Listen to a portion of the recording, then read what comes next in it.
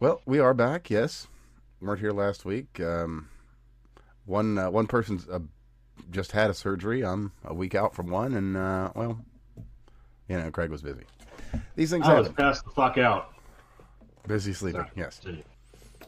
So, with that said, it's been a hell of a week. Just not Yeah.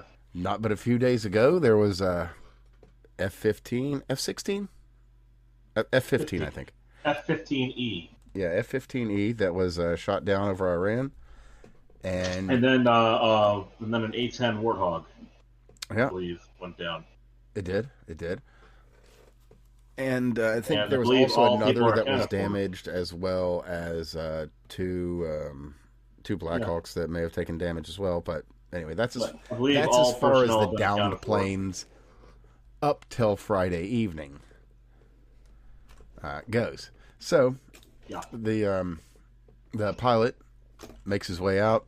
He gets out, gets to I think Kuwait, and then just exfiltrates from there. The weapons officer, the one in the back of the plane, did not, and was stuck basically on a mountain in Iran or a hillside or Mm-hmm. something. Don't know the exact Send our specifics boys of in. location.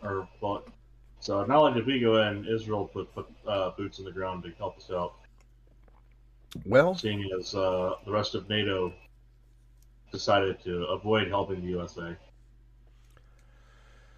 yeah, yeah, and honestly, this op was pretty much all American. So, with that said, we're sitting at about Friday. We've got we got we got a flyboy out there that's lost. Who knows? He's set up his beacon, so they know where he is.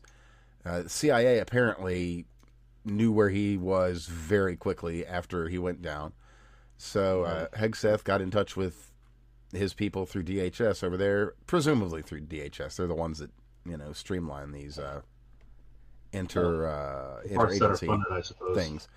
I would presume that, but I mean, who knows? He may just fucking call the people. Either way, Yeah. gets a hold of the folks over at the CIA, and instead of being evil pieces of shit, they go ahead and get an on-the-ground campaign going, setting up disinformation campaign. There's going to be a maritime extraction of the officer, pilot, whatever, and it's apparently going pretty well.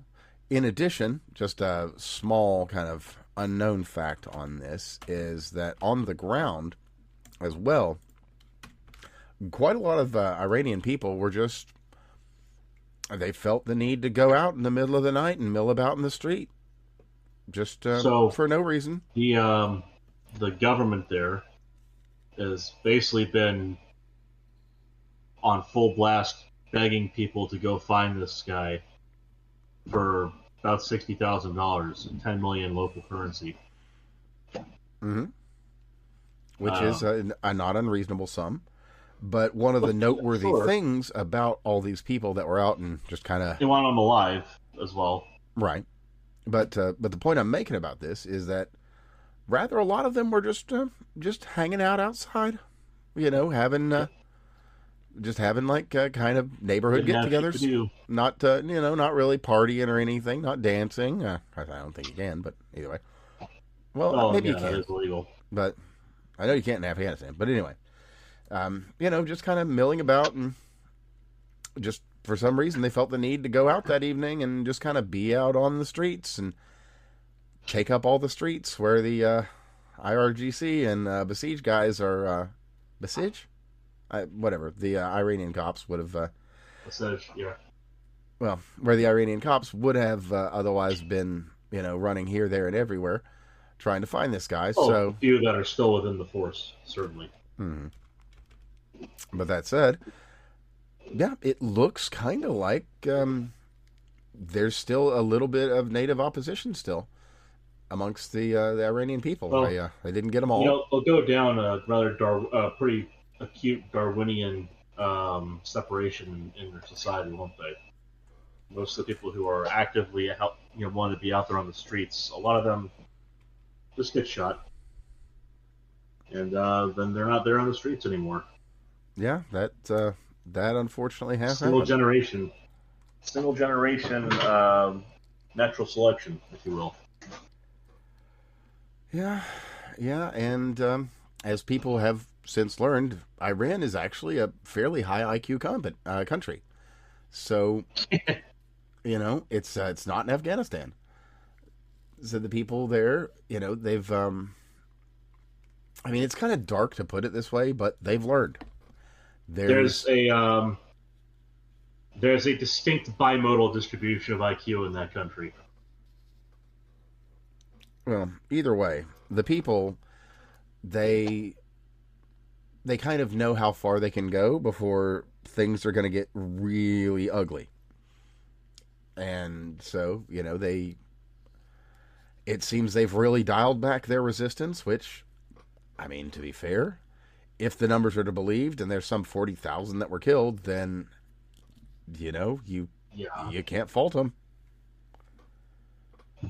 Those are pretty horrifying numbers. I mean, if they're not to be believed, even still, there's Speaking of probably believing quite a and few. not believing numbers, there's a gentleman who went down to Cuba to enjoy watching kids die in darkness from his lit hotel room. That is true. Um, who had a full meltdown, full blown like 20+ minute melty over the idea that when people are being killed, the Oh numbers yeah, change from day he to day. did seem to he made a comment on that actually when one of his viewers mentioned that rather a few Iranian people were dead.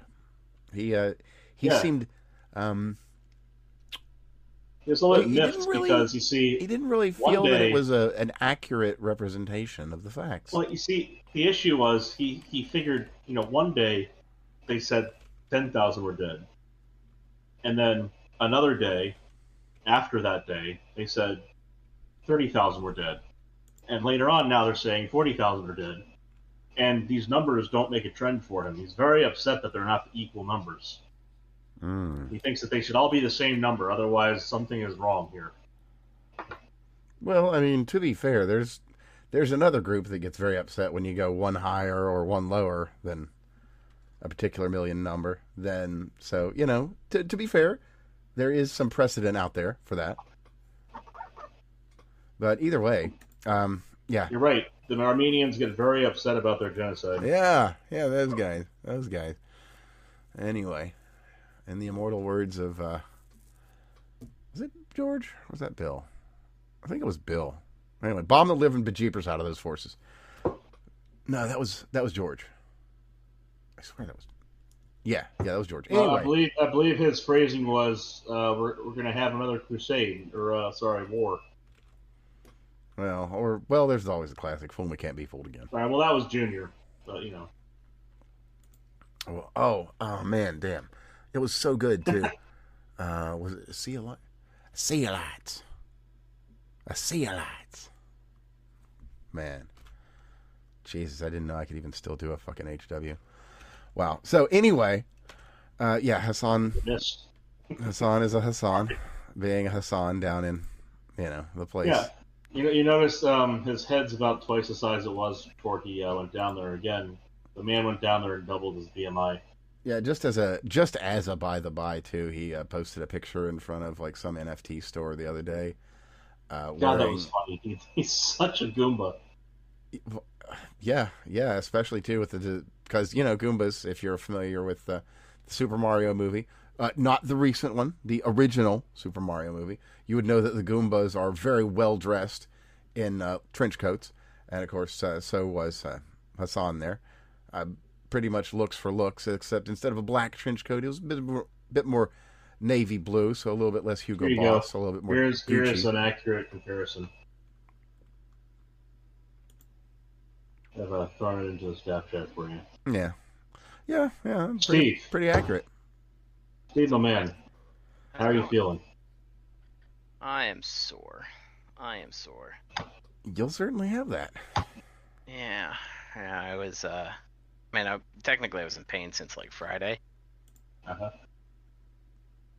but then it all went away, which could be bad, could be great. Well, And Mhm. then they took it out and now there's a lot more pain. Hmm. And they clearly had a breathing tube down my throat. so you're a little sore. That hurts. Yeah. Definitely not probably the right size, or it was overinflated, or whatever the fuck it is. Oh, well, you're used to that. It's correct. I am. Yeah, that'll set you a little sideways. Not all men have pussies like you boys. Sorry, I only had to get a wisdom tooth removed. I was gonna make a vaginal entry joke there, but Yeah. I'll skip it. You're in pain. Oh yeah. It's They got you on enough to be covered though, right? like I could probably take so they gave me Oxy and Tylenol, right? Because it's a GI thing, so they didn't want Yeah, you they to give have you it Curtis. I hate Tylenol, so I'm taking Fair. the Oxy, but that's only once every 6 hours. If I took the Okay. Tylenol, it would probably drop me down. I really don't like the lethal versus active dose ratio for Tylenol, and so in some Yeah, ways, just I'd stay rather under a take gram it and you're fine. than risk my liver. Just trust me on this. Just stay under 1 gram, and you're fine. Yeah, pretty much. I mean, it's not like you're at any greater risk of becoming more autistic, so you're fine. This is true. I just don't want to, like the risk is that I get as autistic as Craig, and that's the inherent problem. Well, it's a spectrum. But they to get say. there, like I'd have to have been dropped on my head as a baby, so I'm probably safe. That's why I have a higher IQ. I picked it up from the ground. There you go. Oh man. They bricked it into me. They gave me an extra digit. God damn it! There's a great irony. So my baby leave. This was going to be the last day of baby leave for me, right? I'm going back to work tomorrow, and so I started baby leave in Saratoga Hospital, and I ended baby leave in Saratoga Hospital. Are you actually going back in tomorrow, or are you going to take? No. I'm. There is no way in my current condition, the way I feel today, that I could even remotely do that. And I was like, going to say, there's an issue there with safety on their end. Yeah, I have a work restriction of like 15 pounds, and like I'm supposed to walk some amount, but I'm not supposed to walk long distances. Right. And the lab has this gigantic fucking hallway, and all of the old buildings are in the back on the river area. Someone needs to go for it. Non-rad. They have a linoleum moat. He can't cross it. Pretty much, yeah. So it's like I can't. You need one of those government-issued golf carts. It'll be, the doctor said that they'll give me a note that's like up to 2 weeks, return to work, whatever. I said I might as well just take the 2 weeks because I got the baby at home and all the other stuff. They're like, we'll give you one for up to 2 weeks. Is that what you want? I'm like, I don't know what I want. I just don't know what I need. The recovery times listed in line are 1 to 2 weeks. She goes, it could be a week, it could be a couple days, right? Like, you're a younger guy and you seem pretty robust, so maybe at the end of this week, at like 3 days, I'm ready to go back. Yeah. But it all depends, right? It all depends on how I my feel recommendation and would be risk to of injuring myself and all the other stuff. Yeah, take at least a week though. Take it and then go back early if you need to. Yeah. If you're good enough. Yeah, that's kind of my plan. Like, and next week, my wife's birthday is on, so I won't be around on the weekends. Wife's birthday is next weekend, so I was gonna be leaving on Thursday. I was gonna be taking Thursday off anyways, because her birthday is the 17th, but getting everything ready. 16th. So like I was gonna be out anyways, and so there's another with our guys, it's a 3-day week, right? Like they work 10-hour days, so 4-day week. So I'd have 3 days at the end of this week. Assuming that the shorter recovery time, I would just be ready to go back at like the day off when nobody's there and there's nothing for me to do. So next week I might want to go in, but even then it's only like a 3-day week for me. So do I really want to go in? You know what I mean? And I probably should do taxes next week. We've had all this time to do taxes and I haven't done them yet. Luckily I am not allowed to work on anything else, so I probably am going to end up having to do taxes. Just to keep myself busy for the next couple weeks. Oh, son of a bitch! I need to do that. Then Slate Spire. Well, no, you don't. You don't make any money. It doesn't matter. Well, anyway, glad you're functional. Yeah. So we were covering the Iran thing that happened up to Which thing? The rescue. The pilot being down? Planes. yeah. So we were Yeah, basically up to be honest, Hmm? I have not been able to get a good beat on what's actually going on over there. Well, This shit perfect pisses timing. me off. Like, Perfect timing. We had just gotten up to basically things had started moving. So I'll just get really? yeah, I'll get right back into it from we're basically going from the op starts.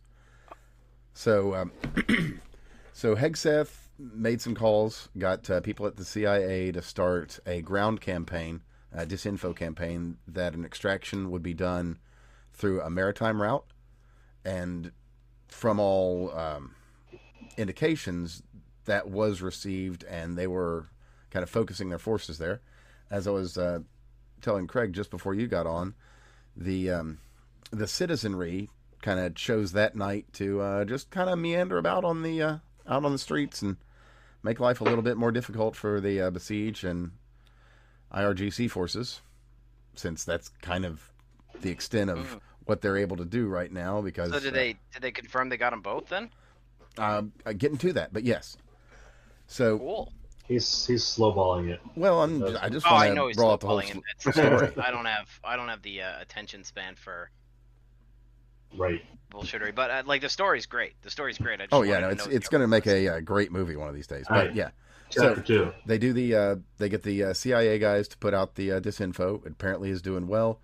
They send in 2 C-130s and backup Black Hawk, I believe. Get their guys in. They use like some disused backwater airport. Put them down. Get their guys in. I believe 9 IRGC guys get wasted in the operation. They find him at the location, get him out, get back to their kind of impromptu landing zone. Can't get the C-130s out because it's shitty and muddy. Can't get the helicopter out, which wasn't an Apache. It was something else. I can't remember right offhand. Blackhawk. It was a Blackhawk. Or no, I don't think it was a Blackhawk. I think it was actually something else. But either way, it's neither here nor there. Right. The helicopter. Helicopter. And scuttled the whole thing.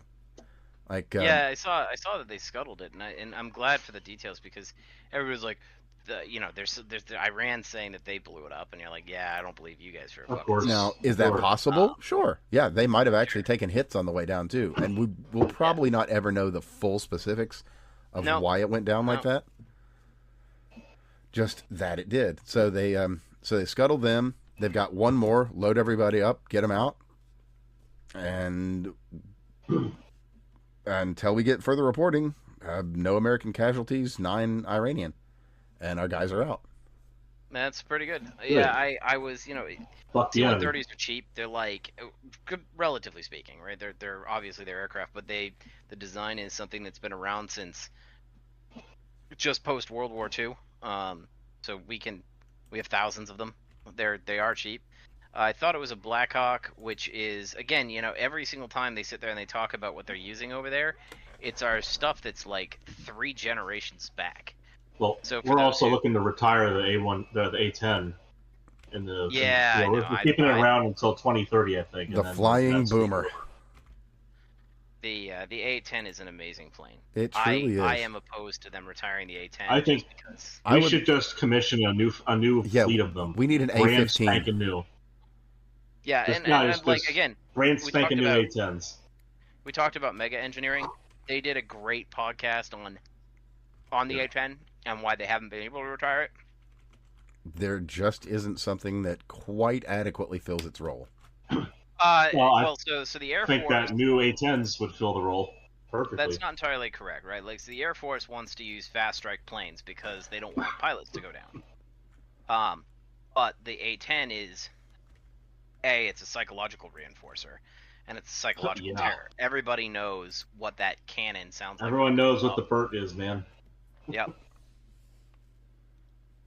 But like so the Air Force wants to switch to fast strike. The Air Force and the Navy want to switch to fast strike fighter jets Of course because they do. they're pretty close. Like it keeps them mobile. They're in, they're out, less risk to their pilots and their equipment. The not flying Army the wants to broadside of keep- a barn at 70 miles Right. an hour in the sky. Right, exactly. So the Army wants to keep the A-10 because the A-10 is a huge like reinforcement morale booster when it shows up. It has earned like it was only supposed to be, I think it was a 10-year plane to cover like a specific gap before. Oh, yeah. Yeah, it was a gap plane. Yeah, It was a gap the plane, Fulgur and gap. like I it mean, I did think, that as a matter of fact, so it was well. it was made for a specific military maneuver. Yeah, And then and it did it and they so made well such that it a was like yeah. we're not going to get rid of it. So it's not like it's tough because it's done its job very well. Now, I do believe that the fighter jet suites are better probably than the A-10 at its job, right? And we have gone to more precision munitions instead of broad sweeping. We disappear a football field of everything. Explosive Pringles cans, yes. Right. But at the same time, I agree with Craig that the smarter choice is probably to make a new A-10, just because the airframe, like I am sure that they could maintain. We're moving back towards guns, right? We're moving back towards high rate of fire, large spread guns. We can literally on, put a drone pilot inside an A-10 at this point. I'm pretty. Oh damn yeah, sure yeah. of that. Like if they turned around and they switched it to a drone, that would be great. That would 100% do it. Like in my opinion, just just go ahead and retrofit a few of them to test it out, and then build out a new fleet of them with that set in there, and then you can switch it out if you want to put human pilots in for some delicate operation. Go for it. Yep. But the A-10 is basically a gun with an airframe squeezed around it. Yep. It's really not that expensive of a device. Mm-hmm. It's not that complex of a device either. You fly it in, it shoots at shit and shreds it and leaves. So if we put a drone assembly inside there and set someone with the remote control from a ship in the naval fleet, there's nothing they can do to stop it besides attempt to hit it the same way that they've only managed to hit a couple of them so far throughout this campaign. And what good luck. we're really learning is, the military is about trading losses. And our tech is very good, so we don't trade. We don't give up losses. Again, we're dealing with our third-tier military equipment from like the 1940s. That is, basically the Iran War, as much as it's cost. And I learned this we talked a little bit about Ukraine a while back and how I kind of changed my opinion on it. If Biden had come out and said, yeah, these are just tax write-offs, we're not giving them our new shit, that'd be I would so have been easy. very okay with it. And we're doing the same thing on Iran, where we're trading our planes that we want to get rid of anyways, or trading off our excess. That was so down to politics.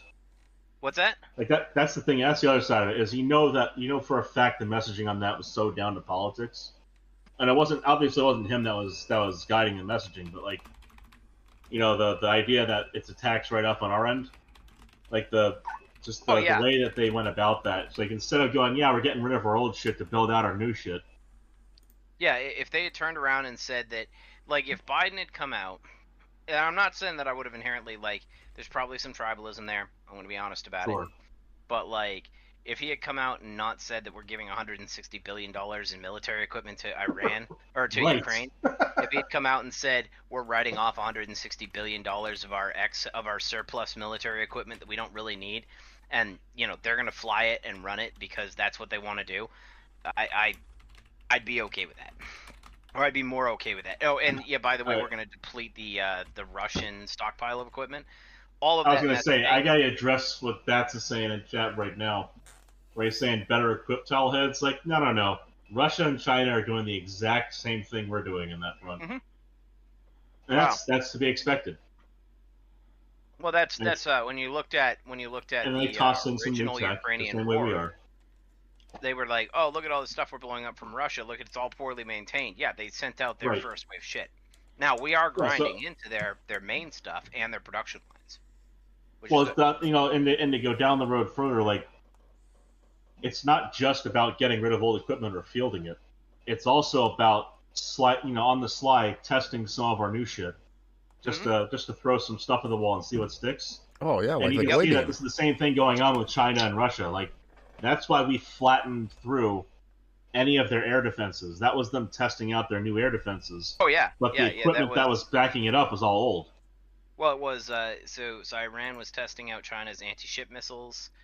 Yeah, and You then know, Venezuela if tested you out their anti-air defenses. Venezuela, I know that the MAGA base is split on the wars thing, and I'm right there Yeah, with well, them, so right? he said no new like drawn out entrenched wars. He I didn't say understand, no but new like wars, and I'm so that's the okay with split. I'm okay with sitting there and saying, hey, we don't really want to get mired in the Middle East. But when you Right. look at like Venezuela and you look at Iran, both of those seem to be us testing our weapons and China testing theirs, right? Yeah, pretty much. So you had China was going for the multipolar world. They Well, gave their Belt and Venezuela a Road ton of shit. We their walked Belt and all Road has over taken their over shit. South America. That's the big Right. problem we got. And we walked all over China's shit in Venezuela, which probably made Exactly. them pucker a little bit. Yes, it did. That's Iran why they has said. been That's why they said I don't know what you're talking about when Iran said, "Please give us a little bit of help." Russia and China said, "Nah." yeah.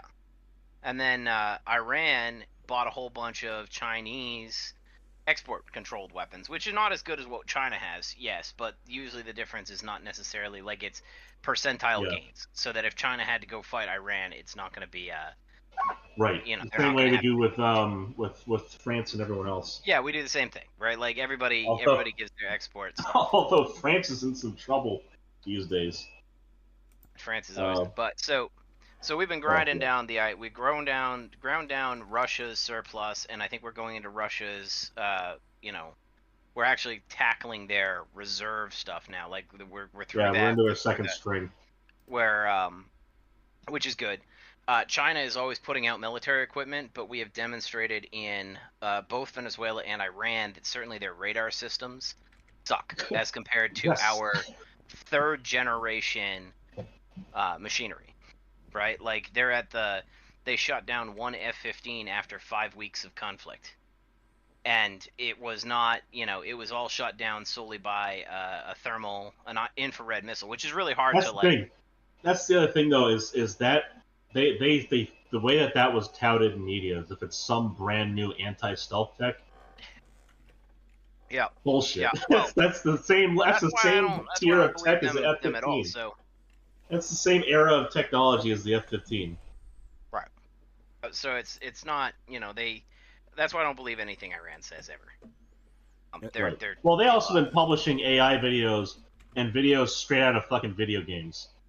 Yeah, I Yep. have So, seen like, a. I have They seen already a fair have bit of a Arma PR footage. issue on that front. Oh yeah, but like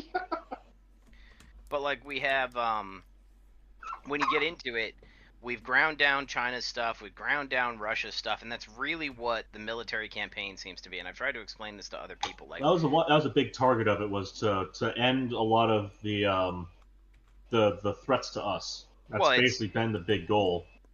It's one of those things where it's not like it wasn't just about going after Iran Venezuela, in that sense. going after Iran are not like there's only one thing we get out of it.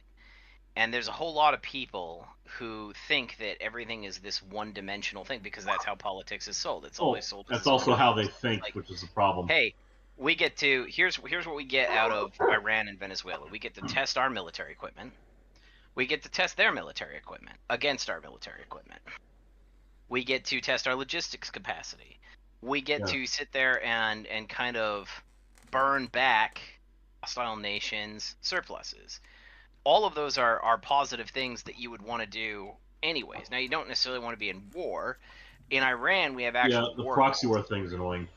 Right, we have in Iran, like Iran's a pain in our ass. Iran's been a pain in our ass. We've had casus belli against Iran for probably about 2 decades. For about 50 years because they basically wanted to kill us for 47 years. Well, them wanting to kill us is irrelevant. Them actually, like, I remember. Well, that's how long they've been declared war. The IRGC attacked one of our naval ships. Like, we should have gone after them then. Oh yeah, and then one out of every six people in Afghanistan and Iraq being killed by Iran was pretty Right. gruesome. That should have been an immediate retaliation. But we We were have using we've them. had casus belli. It's just like in this Yeah. case, this version of Trump, this is the first time they're doing something about it. It's not Yeah. this idea that we don't have a reason to go against Iran or that Iran no, we absolutely do. And he put in Hegseth because as a businessman he expects results, and Hegseth was delivering them. Yep. Like he is the business oriented military leader, which is But probably the worst situation for China and Russia to encounter is the thought of fighting a person who actually expects shit to get done. Yep. And And I'd like to just real quickly read a tweet that was put out by us. I'll just put a link to it because it's a very interesting account name. Anyway, imagine preparing your whole life to be an IRGC martyr and receive Right. your 72 virgins, but when the moment comes and America invades, you're hit with the Goy beam and your soul is locked in the astral plane forever. Yep. That's just comedy gold. That's I can only guess the name on that account. But And you won't. like I guess what I'm trying to get to is that Anyway, there's a lot of I'll just different read it. reasons for us to be there. There's a lot of different stuff. And here's what we've seen. Iran is clearly closer to a near peer ally than Venezuela was. Right?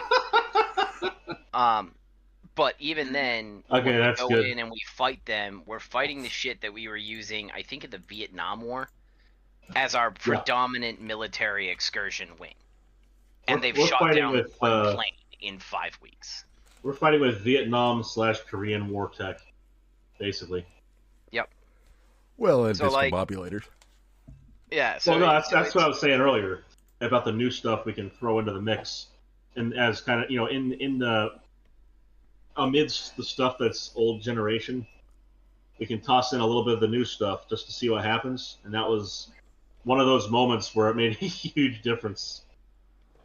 It's like just 30 guys on the dead, and the rest of them incapacitated in a finger snap.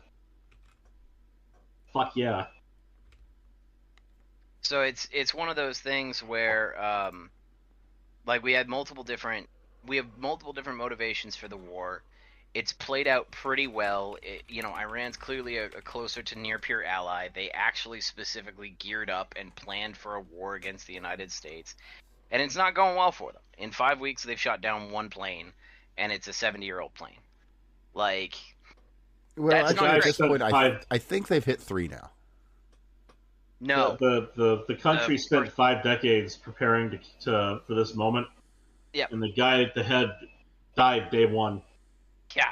No, they didn't shoot down 3. They've shot down 1. The other 2 were friendly fire incidents over Kuwait. No. The A-10 What? and the F-15, and I think one in the process of the rescue mission. Or I don't know if Did they they? shot it down. No, you're I thinking think of the they chopper. hit it. Oh yeah. Oh, Yeah, yeah. Shot down. I don't care.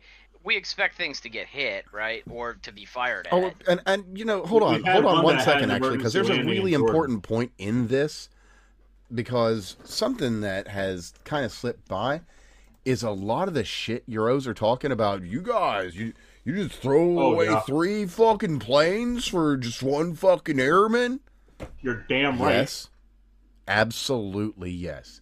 That's what it means to be Maybe an you American, guys motherfucker. have a Cessna and I don't know, like a Huey from 1983, but we actually have an Air Force. So, But yeah, That's the way to put it. the war fighters are actually fairly valuable. And there's another point I wanted to comment on that very specifically, because of all the people that are talking all the shit, and that comes down to Joe Kent, as a matter of fact. Yeah, a lot of people have been talking a lot of shit about Joe Kent lately. So we have Captive Dreamer saying, "What the fuck was this?" to Joe Kent saying this: "Praying for the rescue of our downed pilot and the safe return of our special operators going in to get him back. USAF PJs and CSAR air crews are top notch." That's a generic positive thing to say. Yeah, which I that's would a absolutely completely expect reasonable thing you'd expect a veteran to say about another warfighter. I don't care what your political affiliation. Most veterans, competent ones, of whatever stock, they're going to say something like that if they say anything at all. Yeah, so if you hear something I mean, I other think the than guy's that, a dipshit, but I expect him to say something like that. yeah, so it's like when you hear something other than that, that's when you say, "What the fuck is this?" So Right. why I mention that because I believe, because I had a little bit of a discussion with one person that responded on this, is I believe old Captive Dreamers was trying to imply that Joe Kent was trying to leak some sort of information or put out some sort of confidential, not yet released By that we're saying, operating. "Please God, take these people into your arms." Well, I'm not seeing the info leak where he's saying. well, I hope these there people isn't make one it out. actually because I went ahead and did the timestamp checks. Daily Mail put out the initial. Daily Mail seems to be Right. the first report on the operation, and that looks like it was around 6-7 All his Eastern forces Standard. disappeared when he retired. Right. Well, beyond that too, is that he didn't put that tweet out until 7-8. So there was already just regular I'm just old saying, reporting like- you could look up on the internet by that I'm just time. saying, like, even past the plausible deniability there, like the guy's not going to have sources leaking info to him. They've sealed up the department like a clam's ass, right? Like they're not letting info out if they can help it. In fact, Blondi stepping down there is even swirling rumors about her possibly being a leak source, and that's not true. Listen, like- I am like ding dong, the bitch is dead. Like She Pam has Blondi she's should have been done some fired very good things, long ago. and She she should have has been fired in failed March to of do a last lot of very important things. Like True. she should have been fired in She should have been should've been fired the fired. moment that those files weren't on her desk. absolutely. Like that's That's easy. minimum lawyer standards. That's so easy. Like and I know that people are like, oh, he's not getting his enemies prosecuted fast enough, and that could be true, right? I'm not saying it's not It's true. like, yeah, would it be nice if he But, was like, acting like the Democrats? that's Yeah, irrelevant. sure. The fact that she basically created a giant fucking political minefield for the entire first year. She basically gave the left free ammo for an entire year on the Epstein files. Yeah. No bullshit. Up wasn't- until 2 months ago, That's right not to near say where that I Trump- work, there was a sign, a fucking big old sign on the side of the road, release the Epstein files. Right, and by the way, I don't Yeah. think under any circumstances the left is an honest player in this. They And aren't. yes, do release them, just by the by, but yeah. Like the left is doing this just because it's a political liability, but the bottom line is she created that political liability in all of her handling. That's not to say that Trump hasn't fucked up. Like when he came out in that press conference and said, "Are you still talking about this Epstein guy?" Oh yeah, Bullshit, that was such a motherfucker. bad move. Like Yeah. what he should have turned around and done is said, "Look, you listen to what Pam has to say. She made an honest, she was a little bit loose with her language.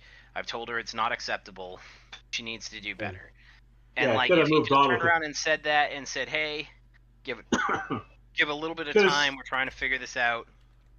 But like She she's could have said basically like, been "We had her PIP, man. We're moving forward." right.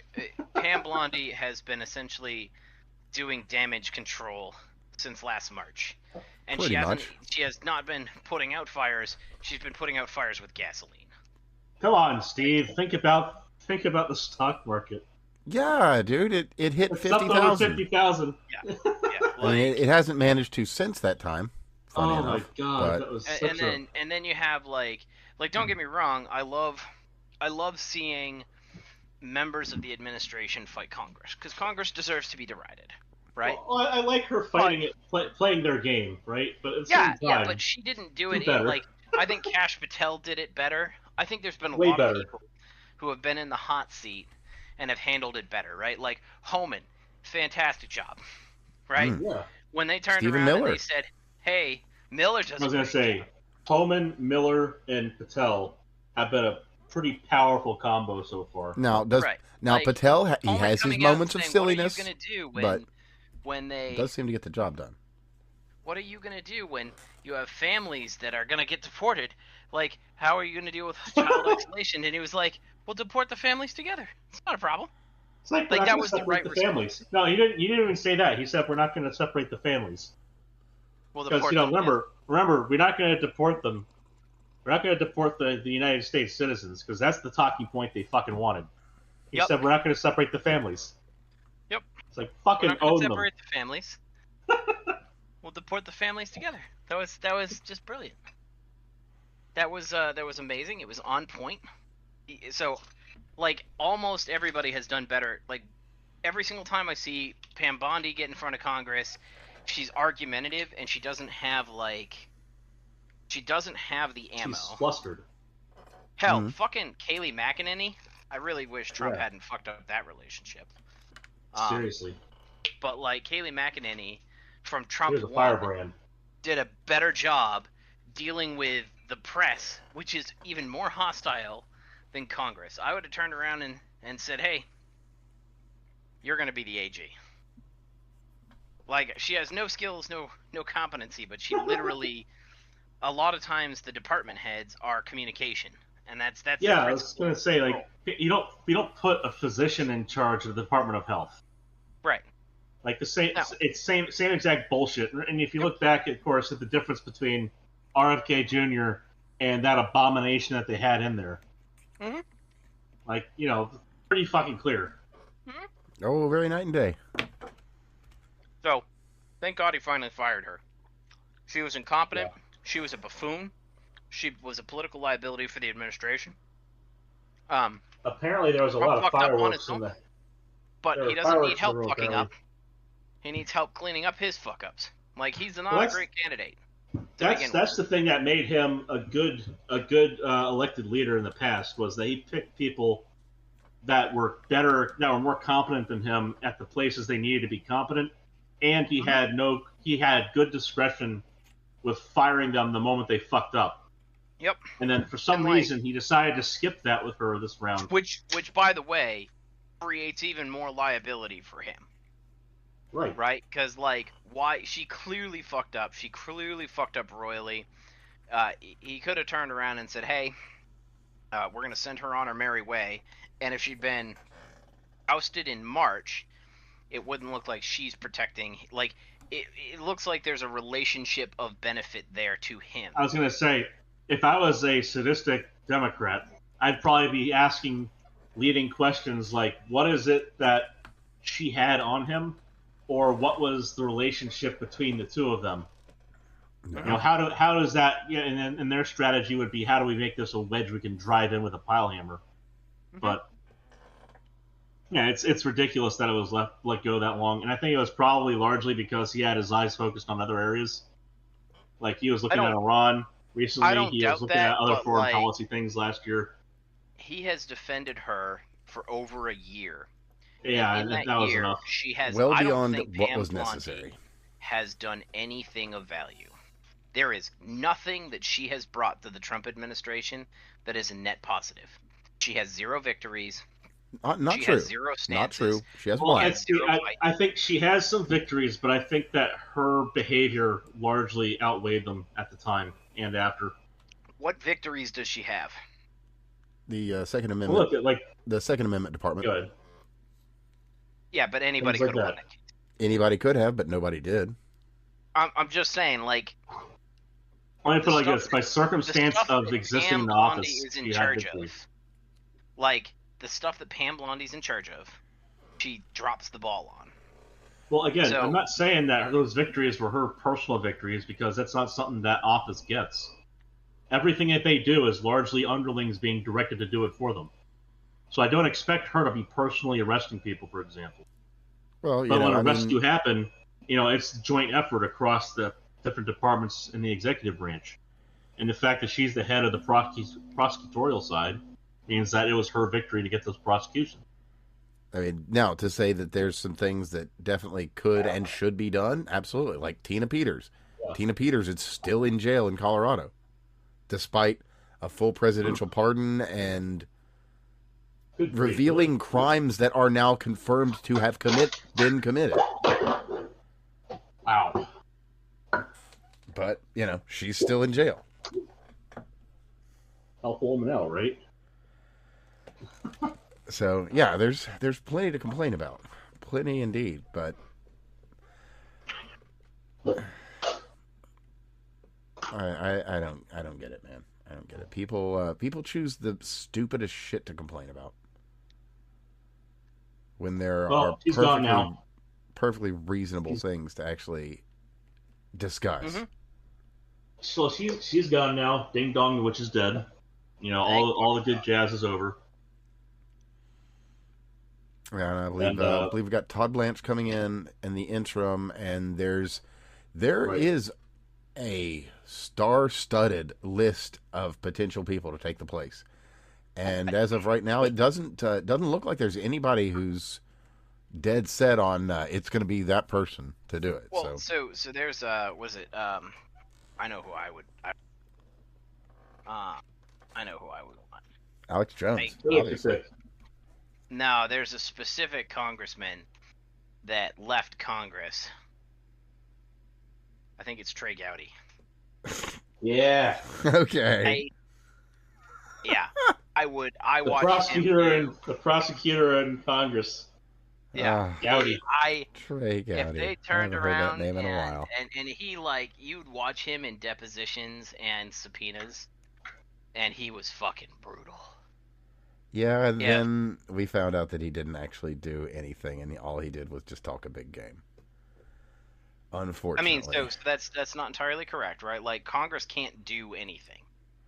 They can refer stuff, and he referred a ton of stuff, but it didn't, that's all they can do. In fact, that's why he retired from Congress. He figured out he wasn't going to get shit done. He wasn't going to get shit done. Like, he basically retired and decided he wanted to go back to fucking being a prosecutor. There's a very similar story to that of a fella. Now, I don't know if he thought he would be able to get things done. He said he would be able to get things done. He talked a mighty big game about getting things done. He thought he was going to. And he talked about, Trey Gowdy. Well, I'm not talking about Trey. I'm talking about Dan Bongino. He had a whole show. Every week he'd be coming on about doing this and doing that and revealing this and revealing that, and then you'll notice how quickly he got his ass out of there, though. As soon as he figured out he wasn't allowed. Yeah. Yeah, he gets upset. Take, Will days. Chamberlain. I'd take Will Chamberlain. I think that would be fantastic. Although I don't think he's really a prosecutor. I think he's more of a constitutional lawyer. He's very good with the rules. I'm sure from here we should move into the discussion on birthright citizenship, but because this is a good segue. But well, Patrick Buchanan is still very, alive. very good arguments, and he's a very good one. But I want a bulldog. I was really excited when Matt Gaetz was gonna go. He's a little crazy, but I kind of like a little crazy.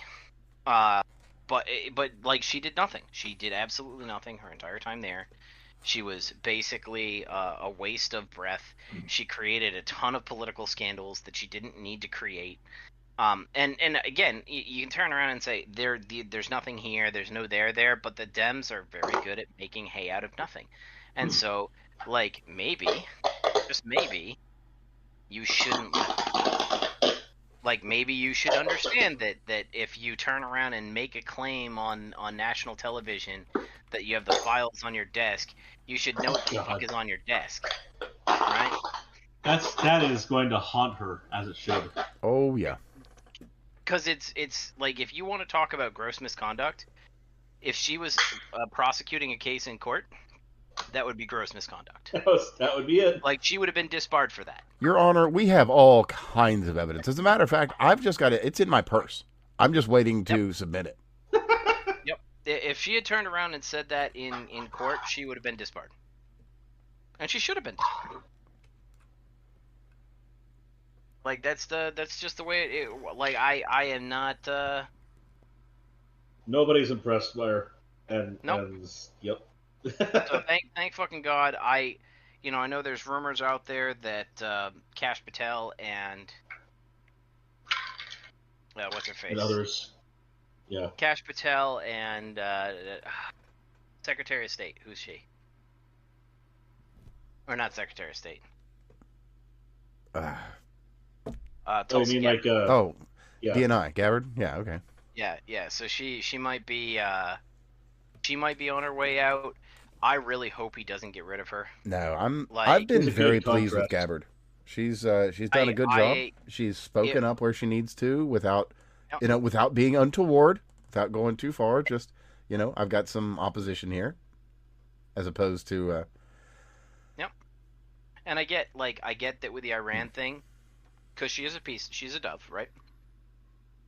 The Iran thing, she disagreed with Trump. That came out in the congressional investigation, that it was very clear that she didn't necessarily agree with his analysis, but it would be a foolish mistake of him to get rid of her just because she disagreed with him on one thing, right? Like, Right. it is. It'd be like kicking incumbent- out like, RFK if because she he had doesn't like to turned share around your when they asked McDonald's. whether she You agreed don't with do the that. analysis. If she had turned around and said that she did, and she didn't, and there was any documentation whatsoever, Congress would have been able, that would have been illegal for her to say. In her presentation. And for all it's worth, I do respect Joe Kent for taking a stand and having his ethical standards and morals.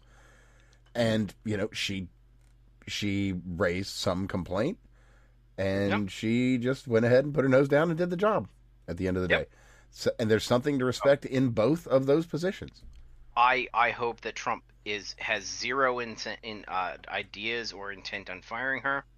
I hope that he did not give her any shit for sitting there and disagreeing with him, because constructive conflict is a very important thing in any organization. You do not want to have an echo chamber, right? The left is in an echo chamber right now, and that has worked out very poorly for them.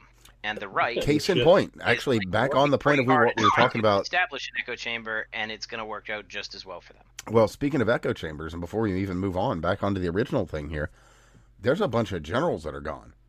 A bunch of generals because of that very same echo chamber, because of people like Milley that thought the best thing they could do if there's an American issue was to call his Chinese counterpart first and bring up whatever operation is going to occur before going to his fucking people. So Now, I can get where telling the Chinese person that I can get where telling the Chinese person that is not a bad thing as a misdirection, but to earnestly fucking believe it when you're saying that, as he clearly did. Oh yeah, no, he was all in, 10 toes down, Fucking asshole. as it were. Yeah, exactly. And that's Mr. White people are the problem in this country. Go fuck himself. Yeah, it can't be that way. So we've got a bunch of, and also Well, you notice the commercials changed, right? Okay, real quick, just because we have to talk about it because it's directly related to Germany. Before you change the topic, Evan, I have a question for both of you. Yeah, 'Cause I saw something come up, and now basically my response was, the headline. I don't see both sides of the headline here. There was a headline about how there's a whole bunch of black admirals or generals or whatever who are not getting promotions. And they framed it as if it was a racist thing, which they're going to do, right? I was wondering if either of you knew what the status as to why was, because that was not presented in any of the arguments as to, nobody sat there and contacted. I can't give you a hard answer. Why is this happening? I can, however, give you an anecdotal answer. That being, much like many other government jobs, it would appear that people of lesser qualifications were put in places to meet quotas. That's believable with the way that things are run under Biden and under Obama. That's certainly been a complaint at the higher end anyway. That doesn't apply just to racial quotas. There's also competency quotas, which is stupid, but that's the thing. And racist quotas. How anti-white are you? Well, that's more of a recent thing. Well, we were talking Obama era, so that's his... Well, what they do is they mask demographic quotas with other correlated quotas. Oh yeah, no, it's a whole dirty game. It's very disgusting. it wouldn't surprise me if it was something like that. I was wondering if we had something more concrete. Not I not think you're really. gonna Like, get like the anecdotal, and left is that's going to about make it. hay out of it. Like I said earlier, the left makes hay out of everything, so that doesn't mean anything. But Yeah. I didn't see it go up. I literally saw only one post about it on X, which means it's not really gaining traction. Mm. So if it's not really gaining traction, that means there's a legitimate reason behind it. And I just didn't see what the actual legitimate reason was. That appears to be the case. Basically, ridding itself of the echo chamber and the diversity hires. It appears. Again, no anecdotal. Best I got for you. But in the same kind of vein and related is Germany. They actually, in their military, for years now, they have had an absolute. It's just been a clusterfuck. They couldn't tell a man from a woman, a Muslim from a Christian, but all of a sudden, boy, they can tell exactly if you're a They know white man. exactly who you are. Yeah, they have got your papers on file, and if you are 17 to 45, and you're living in Germany, well, you're going to need to file those papers if you want to leave, Yeah, because they changed things a little bit. It used to be that you could go without saying anything, and then while you're already gone, if you needed a longer stay away from home, you had to tell people. Mm-hmm. That has changed. Indeed. So the moment you try to step foot outside the country now, you must be registered, and You must have your papers. Exactly. You must have your papers. As a German, So what is this? What is this for? Well, ostensibly for nothing at all. They're just doing it because it's the right thing to do. I'm sure it has nothing to do with Ursula von der Leyen and Russia. So you need to carry your papers if you leave the country. You No, need you to need file. to register with the office, the country. You need to register with the government. Travel Say approvals are generally granted. It remains unclear how the rule will be enforced if breached, according to this. So the idea, that sounds no different than like if you need your passport when you need to go overseas. It's different. Well, it's in addition to that. Well, it is that, but it's also you need your passport to go to Connecticut. So, and also you need to go ahead and let the state know you're going to Connecticut, Steve. Like, you need to call up the local police office and be like, hey cops, I'm going to be in Connecticut for a week. Got it. So it's just the level of burden that is required. Right, and they haven't really specified what the stick is yet. So it's proactive burden. Yeah. Instead of reactive for assumption of guilt, basically. If you want it in the simplest of towards terms. that end. But again, it's so. For instance, if I want to go, say I want to go visit my girlfriend in Colombia, I don't have to tell the United States government that I am going to Colombia. I have to tell the Colombian government that I want to enter their country, and then they have to say, yeah, you're allowed in.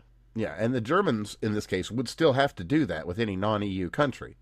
But in addition, they are also going to have to be like, hey, Angela, can I go out and play? Yeah, it's no longer an assumption that you're going to be allowed. You have to petition, effectively. So basically, young Germans are young to middle age, even. At the discretion of some bureaucrat, they are captive in their country. Yes. And it's part of the Military Service Modernization Act, which they put through just at the beginning of this year. They put through quietly, too. It was just approved in March. Well, they put it in at the beginning of the year, but it was just approved at the end of March, like the 26th or whatever. And that it wasn't, there wasn't some fanfare or public notification. It's just that, internationally, we're figuring this out now, kind of after the fact. They figured this out in the newspapers like a couple days after it was put in. So we're all kind of learning a little bit after them. I mean, so I can kind of understand the analogy. I understand what you're saying, that like you don't typically have to inform your government that you're going to. I understand what Evan is saying, that it's like sitting there and me having to go tell the state of New York that I'm traveling to Connecticut.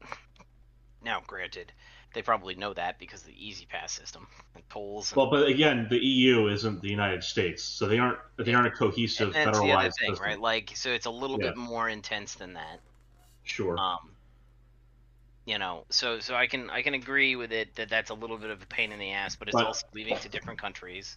Assuming also you had to tell New York that you were leaving, you, in your situation, you would say to New York, hey, by the way, I'm leaving, and then you'd leave. They have to get permission before And they I leave. will, and I'll Yeah, read directly that's a from little the weird. Defense Ministry spokesperson's comments, as a matter of fact, to give you some context.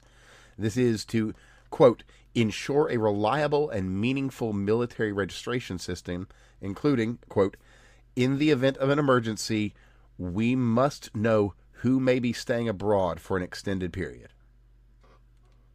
So this is directly Which related is to a draft. Bullshit. I was going to say, the bullshit there is that they would let you stay abroad. Yeah, let you. Now, admittedly, with the United States, there's the let you aspect too, because if you do not answer the draft, you are in violation of the law. True. Right. Oh, and by the way, they have changed recently. Not the draft age, mind you, not the draft limits, but the Army recruitment limits. You may enlist up to the same age for the military, Army. You may now enlist up to the same age as the Navy and the Air Force, which is like 42, if memory serves. Correct. So instead of aging out at 35, I think it was 35, you now have the opportunity to enlist up to age 42. Which, you know, that was a route that some people missed out on. Hey, yeah, you're feeling Those people listless now out have there, options. and you know you don't want to make a shitload of money working for ICE. Well, you can go join the Army, Yeah, there you go. or you can That's make a the thing, shitload of isn't money it? working for ICE. Just saying, they got a really nice sign-on bonus. Yeah. Like I'm actually like that is tempting on its own. You know, just I was just wondering like how exactly do I apply my expertise here? Where do I sign on for a different kind of commission? What's the parlay into a different sector at the end? Mm-hmm. You know, interest me. Oh, speaking of interesting, we definitely have to talk about the biggest thing that has kind of happened in the recent history of our lives as humans. Artemis Yeah. 2. I was gonna say we better damn well bring that up because I want to go to bed before midnight and Fair. we're gonna fair. need time to talk about Before that. you go to bed, we got Artemis 2, and we got to talk. We're gonna talk to actually like, there's two things: space, and we got to talk about birthright citizenship. Oh, sure. Yeah. I'm slurring my words. I am sorry, folks. Oh, no worries, fine, man. You're doing great, brother. You're fine. So, I just noticed that I was slurring my words. nah, That you're sucks. good. Don't worry. So, Artemis 2, it happened. We've done it. They It did. by now they should be I almost getting, watched it. They should be getting near the dark side of the moon as we record. Yep. Yes, so they're on a 10-day mission. I thought it was Circular 100 loop days. around circular loop around the planet, That's pretty good. elliptical loop around the planet, and a loop around the moon without looping around the moon. So like a loop around the moon from the planet without looping around the moon and then coming back. Like so it's not going to be Apollo 8. It's going to follow a slightly different flight plan. Now, But they're going to practice orbital mechanics while they're in motion. So they're not orbital maneuvers while they're in motion. Yeah, long The and short, idea this is is a they don't shakedown have- mission for the next they moon do- mission. So what they do, I can go through them real quick. I got them in my head. Yeah, go right ahead.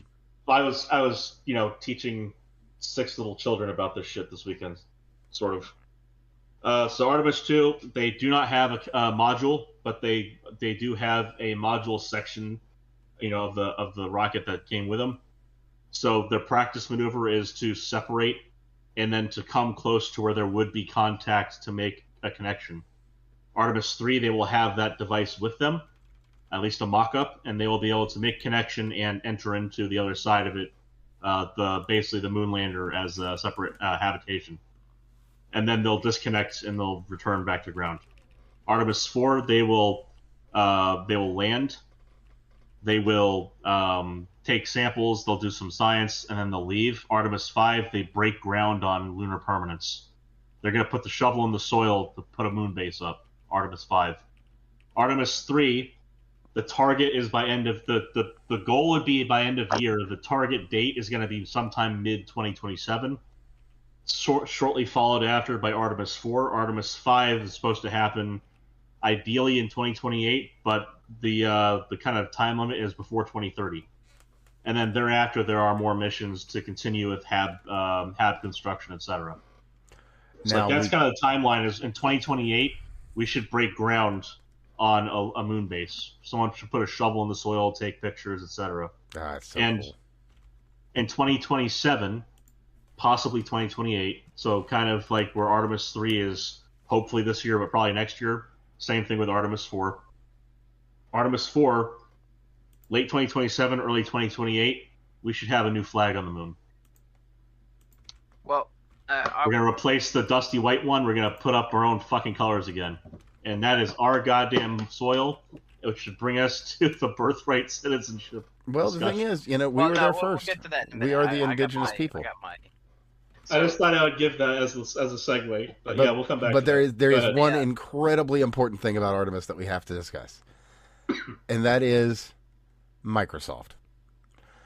Yes, that is Because- true. Outlook is apparently terrible wherever you use it. And I quote, I am quoting because this is now in the space canon of Earth forever.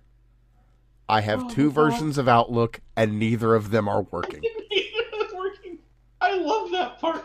See, Microsoft has been dealing with bad PR for a while now. For a fucking while. And this is just not helping them. Now they No. can say a different kind of PR, a help request, if you will, has been launched from space. They don't have great Wi-Fi up there, but they've remoted in to fix Outlook for them. And better still Microsoft has than somebody- all of that is that NASA knows full and well, and the proof is in the live streams. You can look at their screen shares, and you'll see down at the bottom left a little Windows icon. And down at the bottom right, you'll see all the taskbar stuff. And then in the middle, you won't see anything. Because that's Windows 10. Furthermore, you have to wonder, when they said, Houston, we have a problem, did they get somebody in India answering the call? Oh, the problem is they Thank redeemed. you for calling That's the problem. Microsoft Tech Sorry, you Support. redeem. Do not redeem. Thank you for calling Microsoft Tech Support. We have... the number of times I've had to make that fucking phone call, man. I'm just hoping they actually got and again, it's not knocking the outsourced, the people fulfilling for the outsource help requests out in India. They're doing their job. It's the shitheads who decided that we should deal with people on another continent. You can't, you just lose so much in that connectivity there. Yeah, a little bit. Then again, though, if they're firing off signals back to Earth, it's probably whoever's in view at the time, right? Yeah. But And if they're orbiting, it's a different time zone every so often. but They go around the planet 6 times a day. That's a new time zone every few minutes. yeah, but actually though, there's the Deep Space Network, so they're actually just in contact with the same people. I know as they're they just would, talking to but- NASA. but yeah. This is I, It was I, just uh, go ahead. for that my take on the entire thing was a bit surprised by the fact that it's even of significance. And then I looked into it, and it turns out SpaceX is falling behind. They have not been. There's somebody who was posting that they don't have the ability to get payloads to deep orbit, and so that's why Artemis went forward, because they were originally going to piggyback on SpaceX. They But were. SpaceX is not That's there. true. Well, and, so they and to be they fair, didn't meet they're the- only just getting to that Falcon Super Heavy. So the thing is, they were not meeting a timeline that lined up with the demand by law for Artemis to launch. That was the reason why they didn't fall behind so much as they were misaligned. There was an ambitious goal to get there, but And to that's be what fair, Elon does with all of his companies, where he Elon's has an ambitious goal and really, he hires really people to bad get about there. setting realistic goals. Yeah, and like Mars before 2030, I still think the guy can do it because I they're mean, on a kind it's of an not exponential ramp. impossible. It's just that's a big ask. Well, again, like I think getting a rocket to Mars orbit is not impossible for him by 2030. He has years to go, and his iteration, the exponential nature of his iteration loop, will put him on Mars, a rover of some kind, a flag of some kind. It's not going to be a manned mission by 2030, most likely, No, but by no, but 2035, I expect him to put feet on the ground there. So and again, we've talked about it. I don't think that the Mars thing should be our first goal. I think a fully functional moon base should be a first goal. Moon base is Well, first. now, That's why Blue now it Origin is. doing it. Thank There's goodness. a very, very strong case for industrializing the moon right now. Yeah, Well, there's this a is- very there's strong a case wealth of for it. resources to be had there. So Steve, this is where it comes in. So Blue Origin got the NASA contract for lunar permanence. Really? That's what happened last year in fall. So Blue Origin has, and this including with the debacle they had with the people stranded up there and almost crippling the space station. They won the bid on that contract. They got it.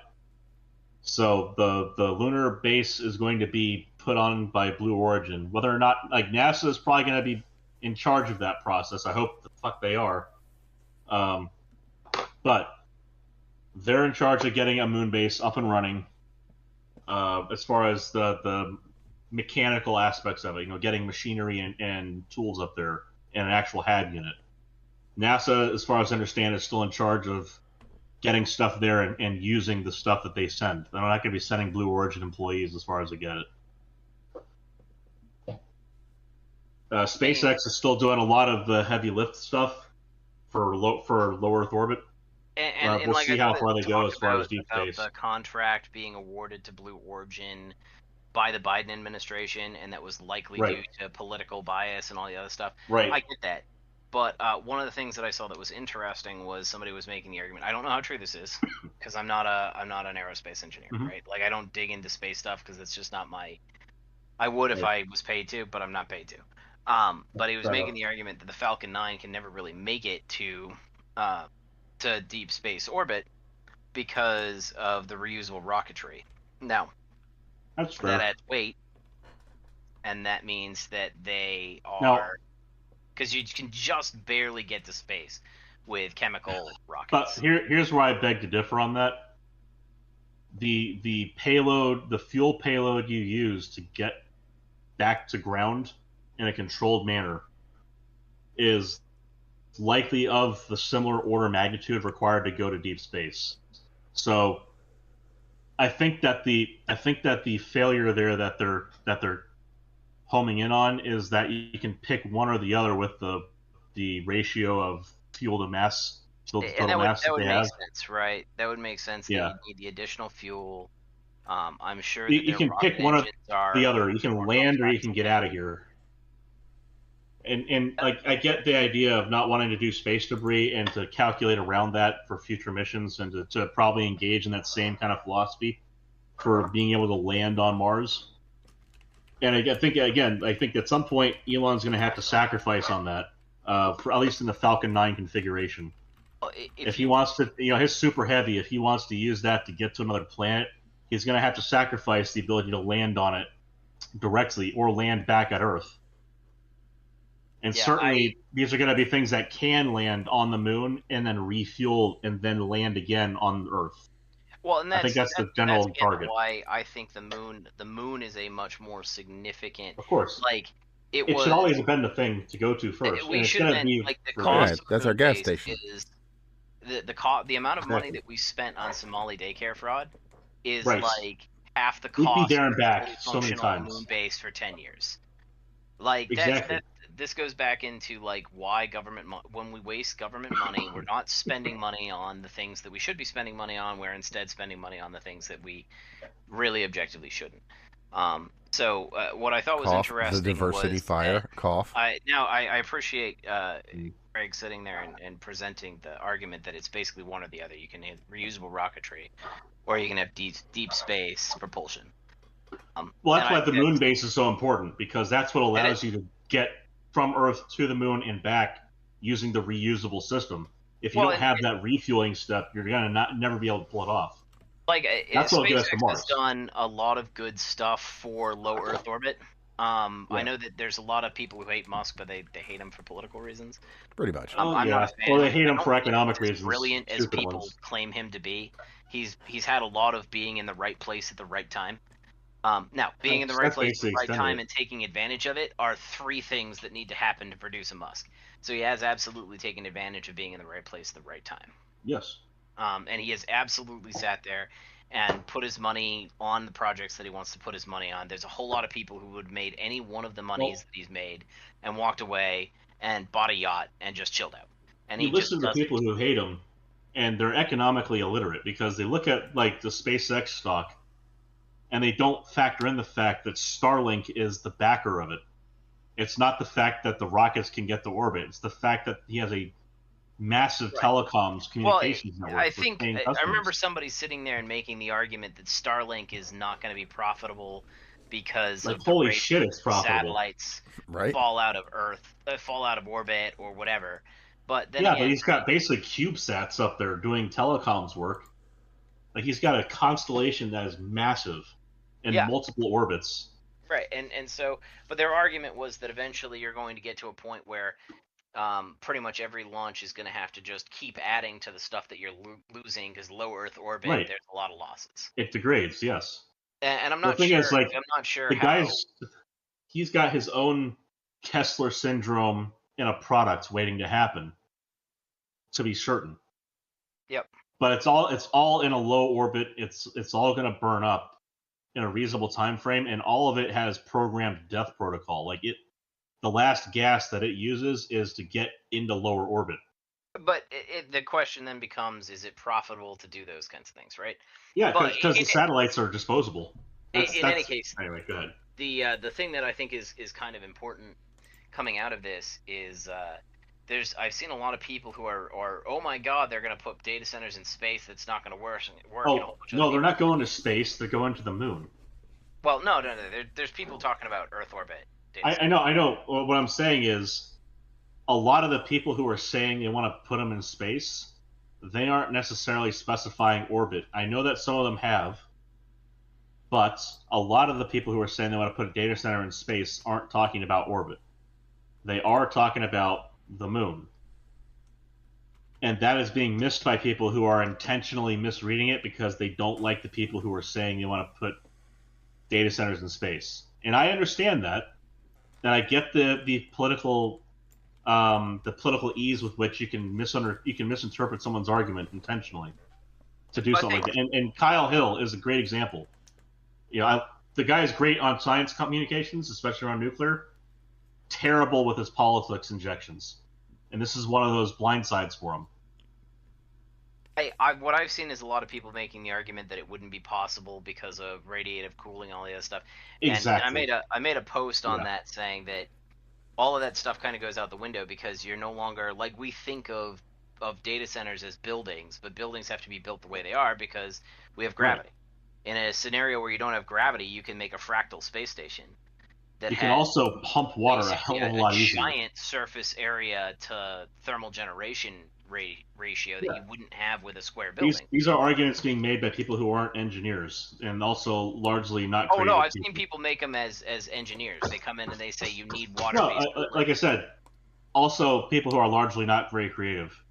Yeah, that's probably true. I thought about it. Right? We are hardwired to just think about Well, yeah, you have the examples around you, and you follow those examples, and because they're easy.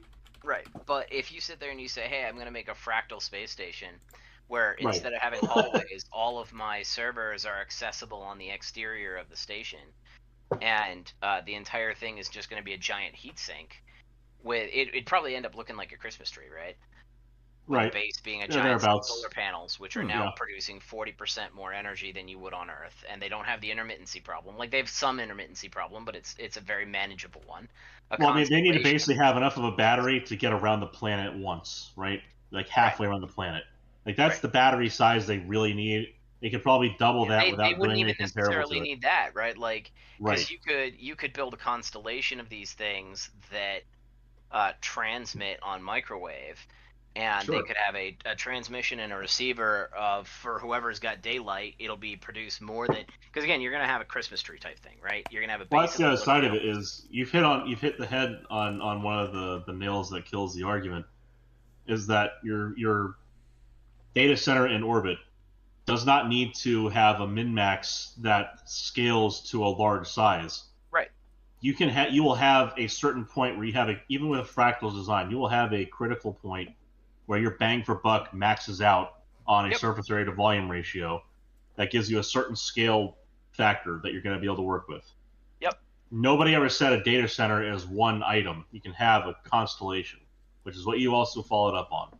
Right. Like, But again, all of this goes away when you consider each thing is going to be of a, like right now, because we have land, right? And you have to buy land. right.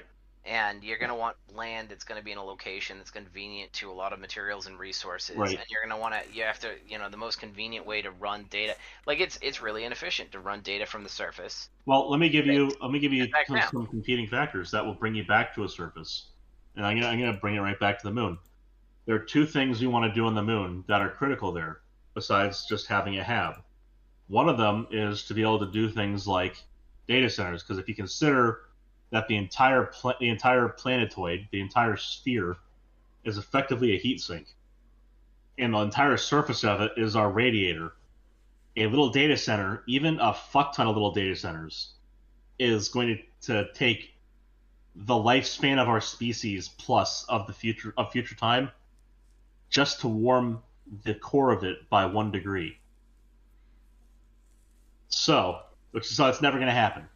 It's never going to happen. The other thing we want to do up there is mine the moon, which is what you have to do in order to put down a foundation for a hab or a data center. And we don't just want the stuff that's right on the surface of the regolith. We want about the first couple feet of regolith, because that's where all the helium-3 is. Well, not just that. The regolith itself is actually an incredibly useful material. Right. And going back to what we talked about, Steve and I, actually 3 of us, ages ago, we talked about how we could put you said your rough figure was like $10 billion. Because again, we mentioned the regolith. All you have to do is put a balloon on the ground and cover it with dirt, for the most part. I mean, there's more to it, obviously. But you could bore into the crust, and you could get a decent working hab up and running for relatively cheap. And the only thing that's really been missing there is the political will, because the capital exists within the federal budget by a leap and bound. If only there was a boring company that made a boring device that sits inside of a specific rocket.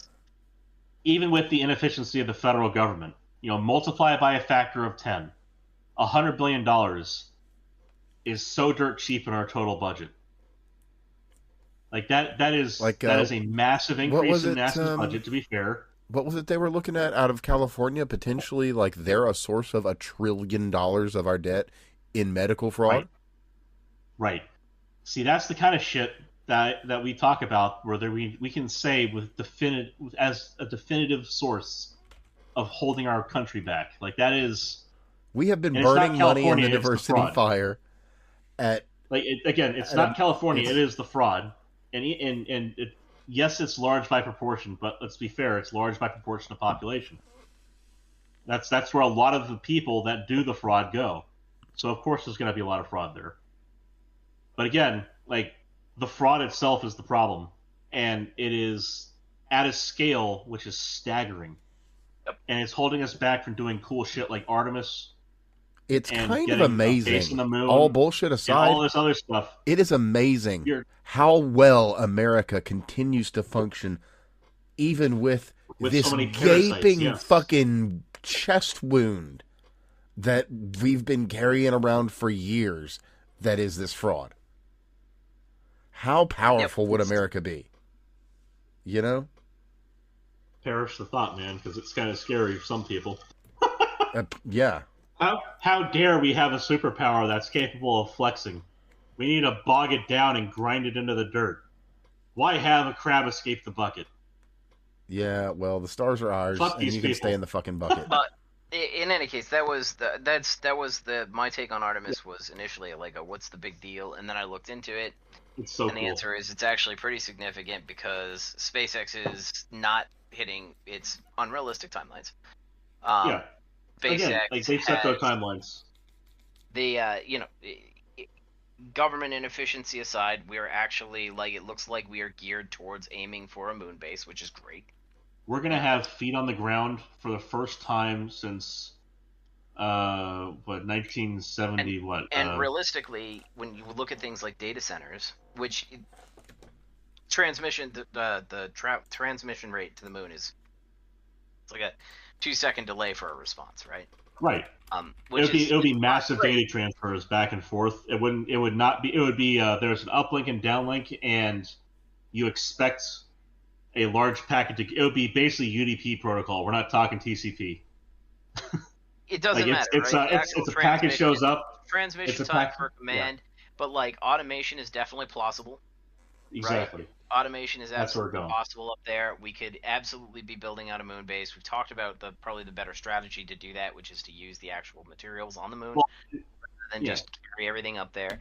We're looking at data centers being, space-based data centers. Extraterrestrial. A lot of sense. But just to clarify, 1969 to 72 were the crewed missions. Yes, so since 72. Space-based manufacturing is going to make a lot of sense. I'm still not 100% convinced on Mars. I actually think Venus is a better planet. I tend to agree. Venus is going to be harder. No. No.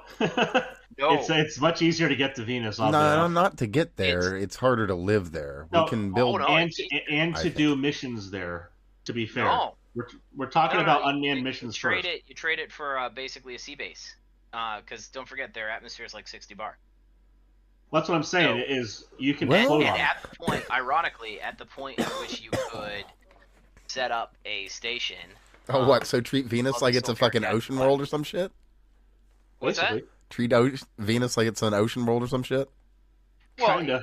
Essentially, yeah. So your platforms would be upper atmosphere they'd be filled at best, with they'd probably be just giant empty shells. Ironically, at the distance at which such a platform would float, the temperature is actually comparable to Earth. Solar radiation would be much, much higher. Right, that's absolutely true. So you'd have so you're saying free solar fire below you. Yeah, so don't fall off, but right. it would be more like Cloud City from Star Wars type thing, and it would actually be hugely advantageous because CO2 is actually a great compound, and it's an awesome building block. So for folks who don't know about what is it? Is a bar is about an atmosphere? A bar is just shy of an atmosphere. It's one bar is 100,000 kilopascal. It's like a bar is 100,000 kilopascals. An atmosphere is 100,000 pascal. Sorry, it's what? So one millibar is 1 hectopascal. So, but either way, it's roughly about 60 atmospheres of pressure on the surface of the planet. So what you're actually talking about is it would be large base platforms, and the atmosphere, as much as we sit there and we talk about the inhospitality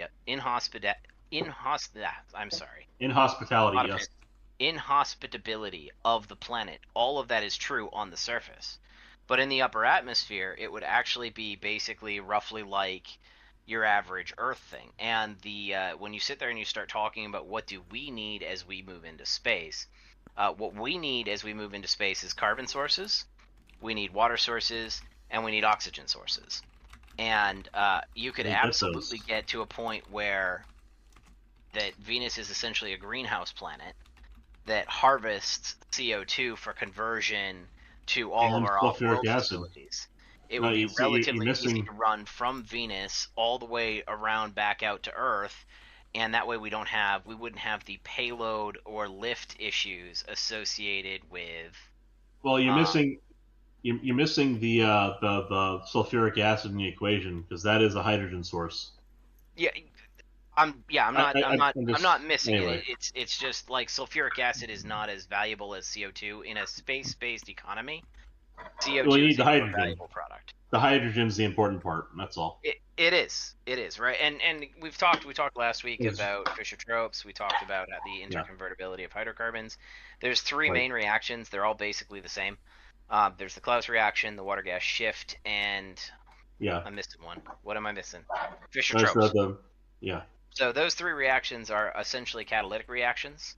You get enough temperature, which is easy when you have ample energy, but you get enough temperature when you have enough energy, and you basically can precipitate out sulfur, make any hydrocarbon that you want, or as much hydrogen as you want. And Venus would be a wealth of resources. When you look at Mars, Mars is not. I don't think that we would It's have. got iron. Does it though? Like in usable quantities? it has iron perchlorate in spades. Oh, they got some ice too. But like that's not a great.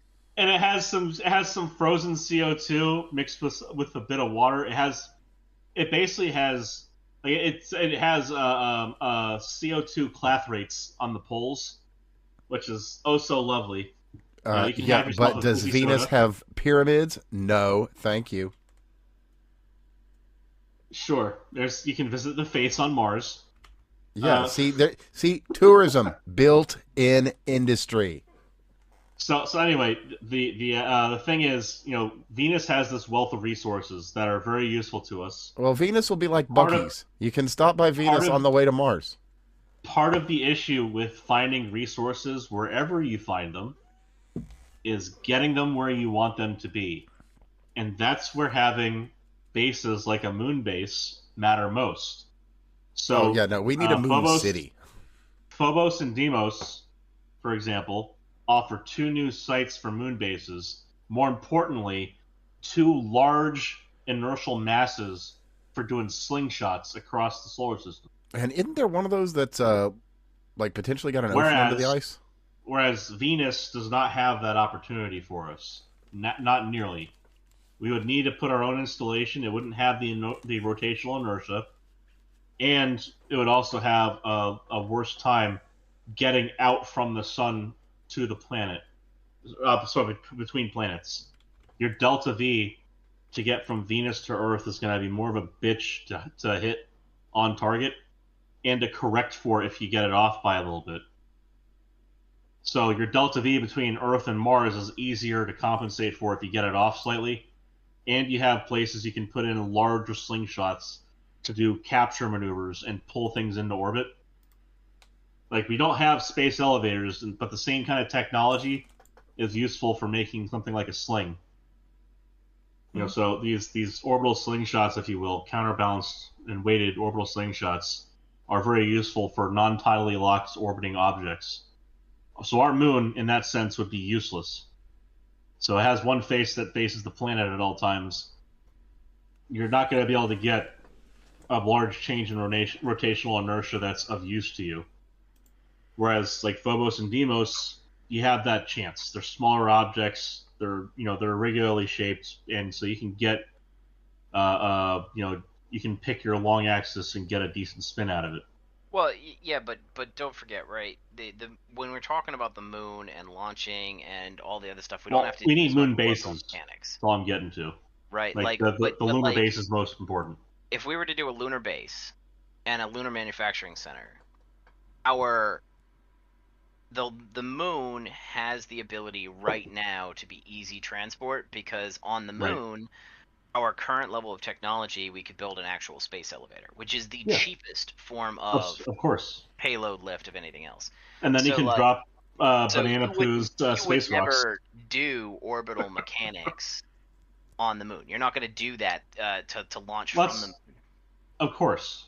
You would do space elevator at most. You'd have a large ground installation that would be mining a lot of the materials that we already have here on. You can also anchor into rock on the moon, which is you can critical. anchor into rock on the moon. You'd probably have an inner city on the inner core of the moon.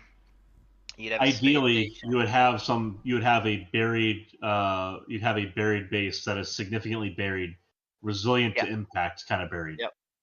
And ideally, the top of the moon would have a space station that would be at geocentric orbit, and that would be predominantly basically like it'd be a transmission center. It'd be a trade port, and that's what would happen. Is we'd be extracting. We'd have gravity tractors for like our water resources. We would probably send stuff out to comets and gravity tractor them to the base. So this is mined up there. This is where we're coming in on what I was going to hammer in on with Mars. The reason to go to Mars is not just Mars; it's the asteroid belt. Because where are we going to do mining infinite wealth out there. Resources? Sure. Like here's the trick. If you want to pull an object into orbit and mine it, you don't want to start by pulling one into orbit around Earth. No. And it's real easy to pull an object into orbit to Mars relative to pulling an object to Earth. And if you screw up, you have an impact on Mars. Oh well. Like I agree that the asteroid belt is where a lot of mining would take place. 100%. Like that's 100% true. Sure. Well, I'm just saying, like, capturing a comet is not going to be reasonable, even if you do great gravity tracking. No, but like most of our stuff, like we're going to be pulling our water resources, probably from Venus. We're going to be pulling our CO2. We're going to be pulling our hydrogen from Titan. We're going to. They don't have a whole lot of water down there. I mean, it's 95. It does have water. You're right, but it's 95% CO2 in the atmosphere. Yeah, but you're looking at like initial phases, right? So CO2 is a fantastic resource because it's carbon and oxygen. We need those two things. Right. Water is a hydrogen shift reaction away from being made. Right. That's pretty easy to do. A lot of it is bound up in sulfuric acid, though. That's the problem. Where is the abundance of stuff? We're really looking at our construction of a spacefaring civilization is going to be dependent on our carbon sources, our hydrogen sources, and our oxygen sources. Right. Nitrogen's pretty easy to come by. And I get that you can ferry things between. I do get that. Right, but the other thing about ferrying things between, it doesn't require a lot of fuel. It can be a constant transit, right? You do have to have that delta V to get it going, and that does cost you time as well as fuel. Right, but I mean, if you sit there and said, "Hey, we're gonna have a ship. It's gonna hang out," and like the distance to Titan from Mars is not particularly great, right? Few years transport either way. So we would be launching, like the way this would work is it would be the launch of a ship or a harvesting vessel or whatever for a period of time, deployment, extraction of resource, and then ship back. And we'd be having a constant fleet of ships going and filling up. And this is probably 150 years away. 150, 250 years away. Sure. But that's where it's going to be. It's like the moon is the most important. I think Venus is the second most important. Mars is kind of shitty. It doesn't have a lot of resources. Mars is a great test bed. What's that? I said Mars is a great test bed. The reason why it is so valuable to us is because it is so shitty. I'm telling you, if we test something out on Mars, very few people are really going to throw their arms up if it screws up. Oh, you say that now. You say that now. Right. But you wait till the Martian activists. You just wait. Let me rephrase this. Very few people who matter are going to throw up their arms and scream about us screwing up on Mars because we will learn from the screw up. In the same way that every launch that fails at SpaceX, they get a wealth of data and they know what to do to improve. If we try to bring something into orbit around Mars and we fuck it up, and say we pull off a NASA Classic, we program it in feet and we design it in meters, or reverse of that. So no, it is reverse. We build it in feet and we program it in meters, so it buries instead of landing. Like, that'll be something we learn from. We'll be able to see the exact impact of an asteroid that we have controlled conditions of. I agree with your But it's also, we're going to do mining. We're going to be testing out weaponry. I shit you not. That's one of the I ideas that agree goes around. that Mars in the long term is going to probably be a major research hub, right? Yeah. Yeah. What is it? The Warhammer 40K is probably going to be correct in that. Right. It's gonna become the tech machine god's hub. Yes. It really is. That's where It's that the shit's home going of to the happen. Technomegos. But I just can't if wait you're to see the talking Cyber about early Dragon. colonization, you're talking about what is the maximum gain that we can get for the minimum cost, and that's going to be the moon. We're going to predominantly mine that, and that'll be We're gonna mine the shit out of that and do fusion. What's that? Like that. I said we're gonna mine the shit out of that. We're gonna do fusion. And yeah, I would expect the space power energy economy is going to be a mixture of solar and fusion. Like that. Well, that's where we have several billion years worth of solar wind buildup on there. That's what I was saying. We got a couple feet of regolith where that helium-3 is embedded, and all we got to do, we don't even really have to roast it much. All we got to do is dig it up and make sure that when we dig it up, we just got to take out blocks of it and grind it up inside of a sealed chamber, and all the helium will come right out of it, along with a lot of other stuff. And again, right, like so I. Going back to the original topic, which was Artemis II, why is Artemis significant? Because it's the first step towards an actual, real moon base. Why is it that SpaceX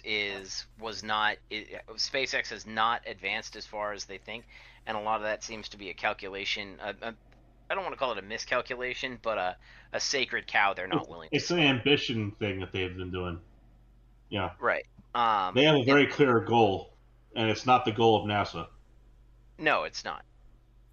And so it will depend on power to the Artemis crew. I think it's fantastic. I got the. They also got a SpaceX pilot on there. That's. I know. Now you wouldn't know it. You wouldn't know it from reading the headlines, but the guy who happens to be black also happens to be one of the people who was on the Dragon capsule that rescued our astronauts from the space station. He's also a qualified the chief pilot. He's also a qualified seasoned pilot. Well, also as well, the main pilot has piloted the Dragon capsules and commented on the new one being a bit smoother. Yeah. But yeah, so that was actually significant.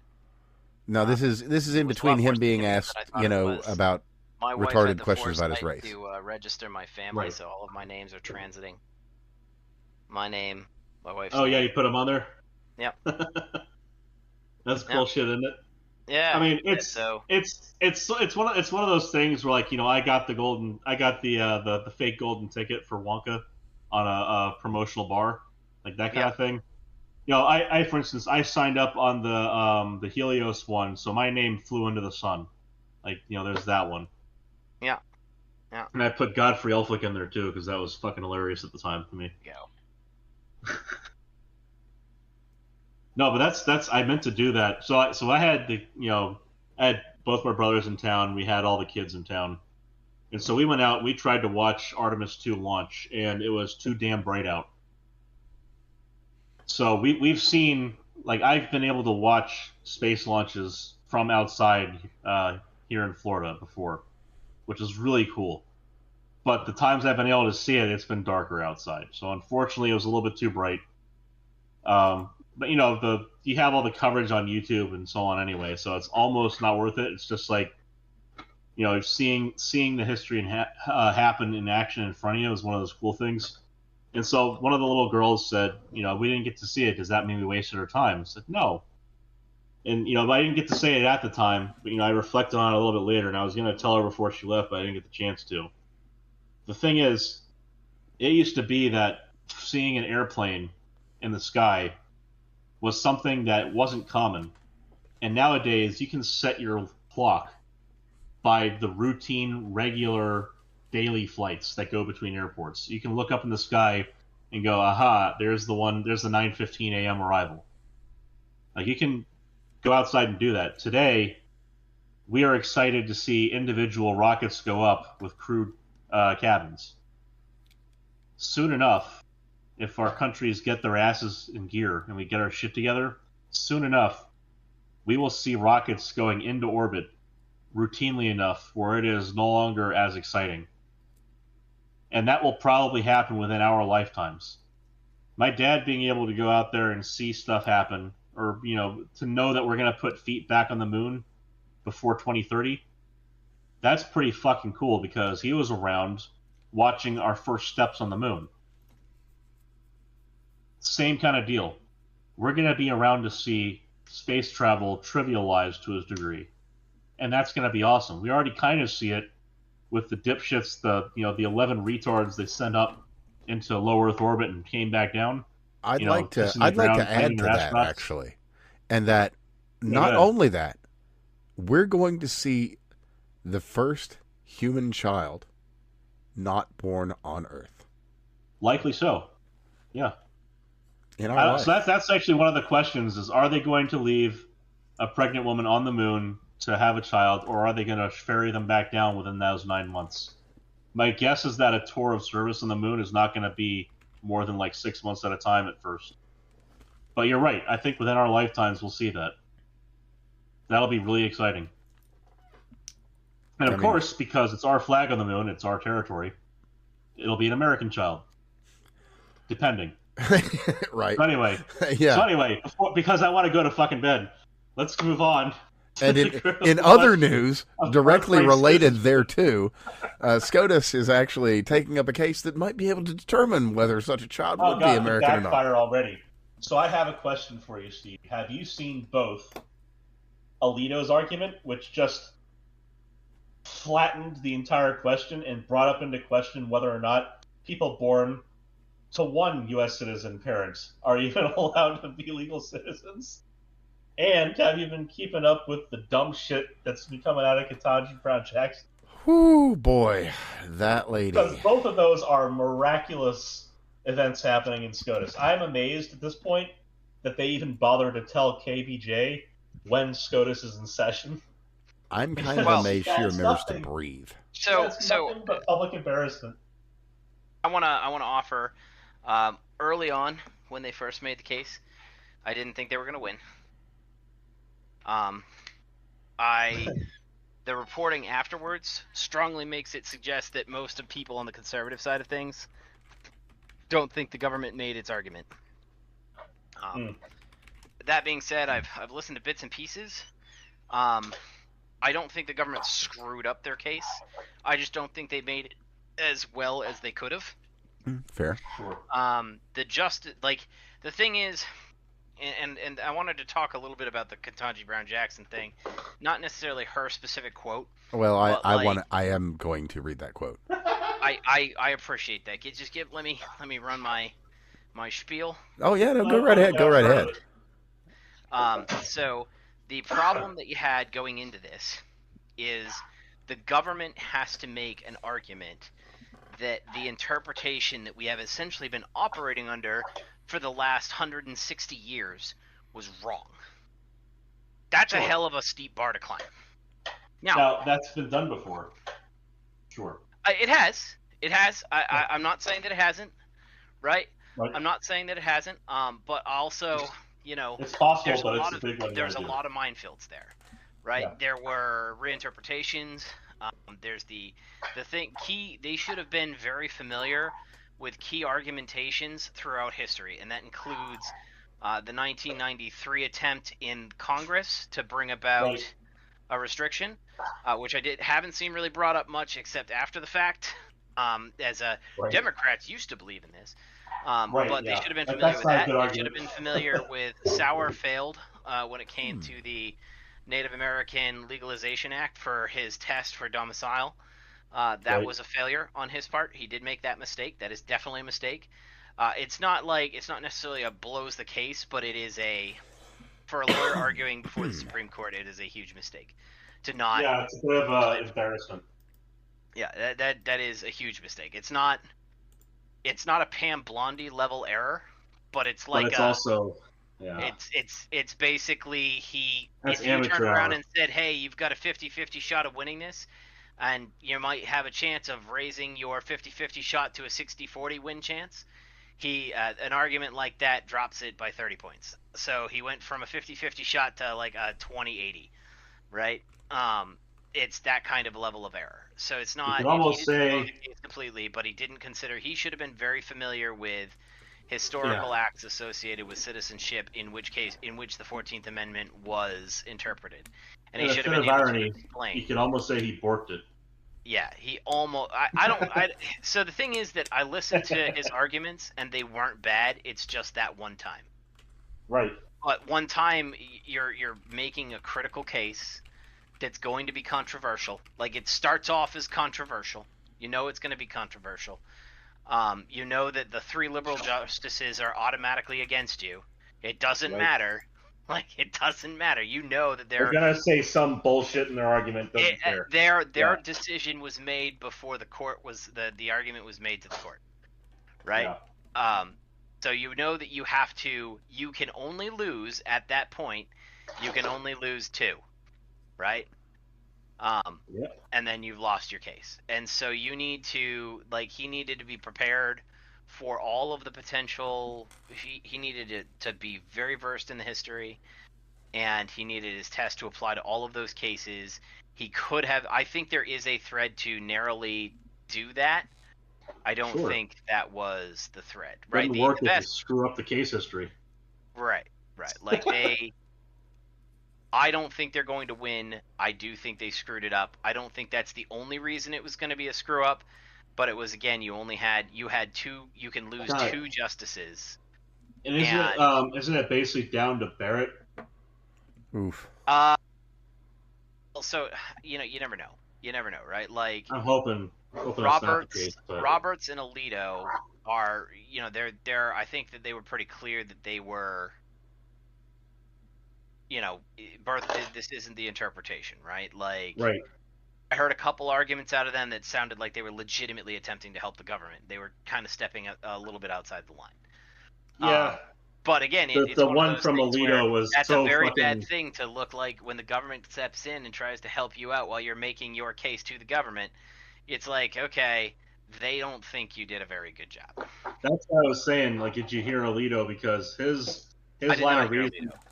So he basically said, look, if someone's born with one parent who is Iranian or Japanese or Chinese or what the hell was it Japan? It's the third country. No, anyway. I think it was Iran. I know which one you're talking about. It was if you had an individual who was born to Iranian parents, the Iranian parents can call them back up and draft to even one of those parents though. That was the trick there. Yep. Is because you would be subject to foreign power. Yep. Even if you were born to one foreign parent. That's the power of the argument he made, is that because of and this goes to the letter of the law, the letter of the amendment, not to any interpretation of it either. Right. It goes to the subject to the jurisdiction therein. Exactly. It goes to the letter of it, and that is the reason why that was so important, is because that circumvents all the bullshit around it. Right. He cut right through and said basically birthright might not even apply to people who have one American citizen as a parent. Possibly. And that would have been, again, that's a testable limit.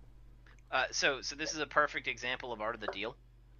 Right. I think that Sauer should have been arguing for something along those lines, right? Like, sure. it shouldn't have been domicile. Domicile shouldn't have been the test. It should have been, you have no obligations. You do not have obligations to a foreign nation, right? You automatically get American birthright citizenship if you have no obligations to a foreign nation. That's I think that by virtue, but this is why domicile was a bad test. Well, I think that there's something further to be said there. I think that's pretty clear on this as well. Is that I think you can go back to the limitation being of 2 foreign parents by simply clarifying in jurisprudence that if you have a U.S. parent, that by virtue of your birth as a United States citizen, all other foreign obligations are null and void, and that clarifies it 100%. Where if you're born to at least one American parent, you're an American. Yep. Well, and I would even accept if you turned around. So this goes into like whether it's law of the blood or whatever it is. Right. If you turned around and said, "Hey, a foreign nation accepts nothing but blood-related citizenship, and you were here illegally, then in that case, that's so you easy. have Yeah. zero obligations to a foreign state because you weren't born there.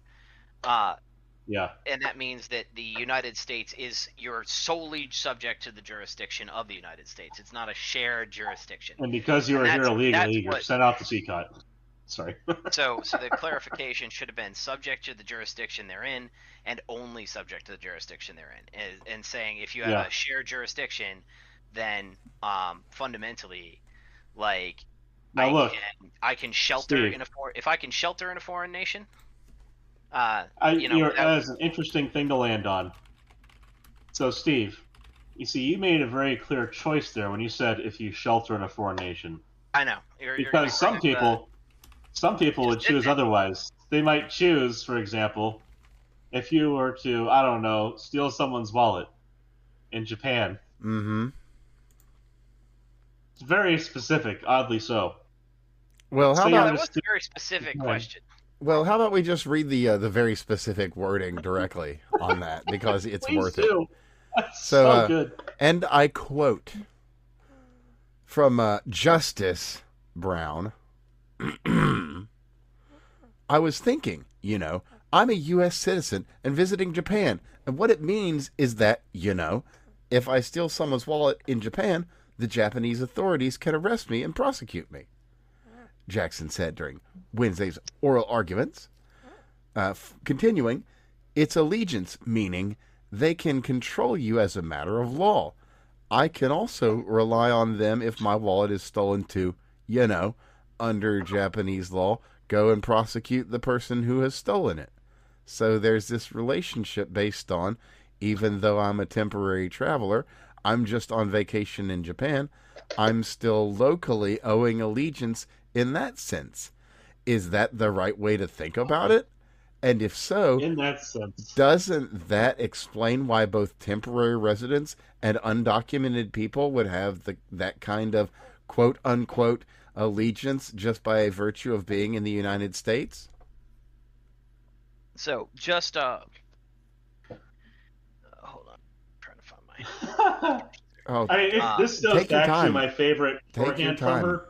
This goes back to my favorite shorthand of her, which is "Black people are disabled." Well, the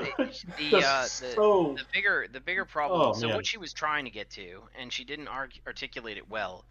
I don't know if you guys saw my responses. There's this guy, I think it was David Cochrane, who was making the argument that subject to the jurisdiction thereof means that if we have any capability to enact law enforcement on this individual, then that means they are subject to our jurisdiction.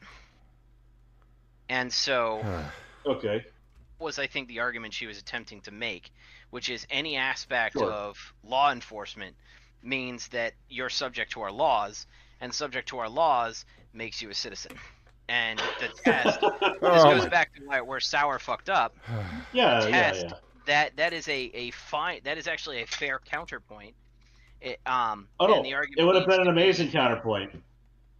The counterpoint needs to be something along the lines of, if you are acting on behalf of another, if you turn around and engage in a crime in the United States while acting on behalf of a foreign interest, whose jurisdiction are you really subject to?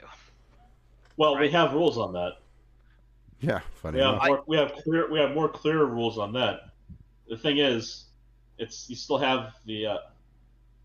Oh my goodness! Sorry, I'm starting at Minecraft, and this is. You'd probably appreciate this. You're kind of high right now. Sorry. Anyway, the thing is, we have more clear rules on the idea of someone being here as a foreign national and breaking our laws.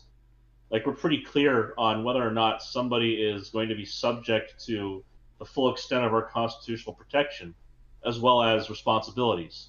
Yep. And the fact is that as a foreign national, they aren't. Like, that is clearly laid out in jurisprudence.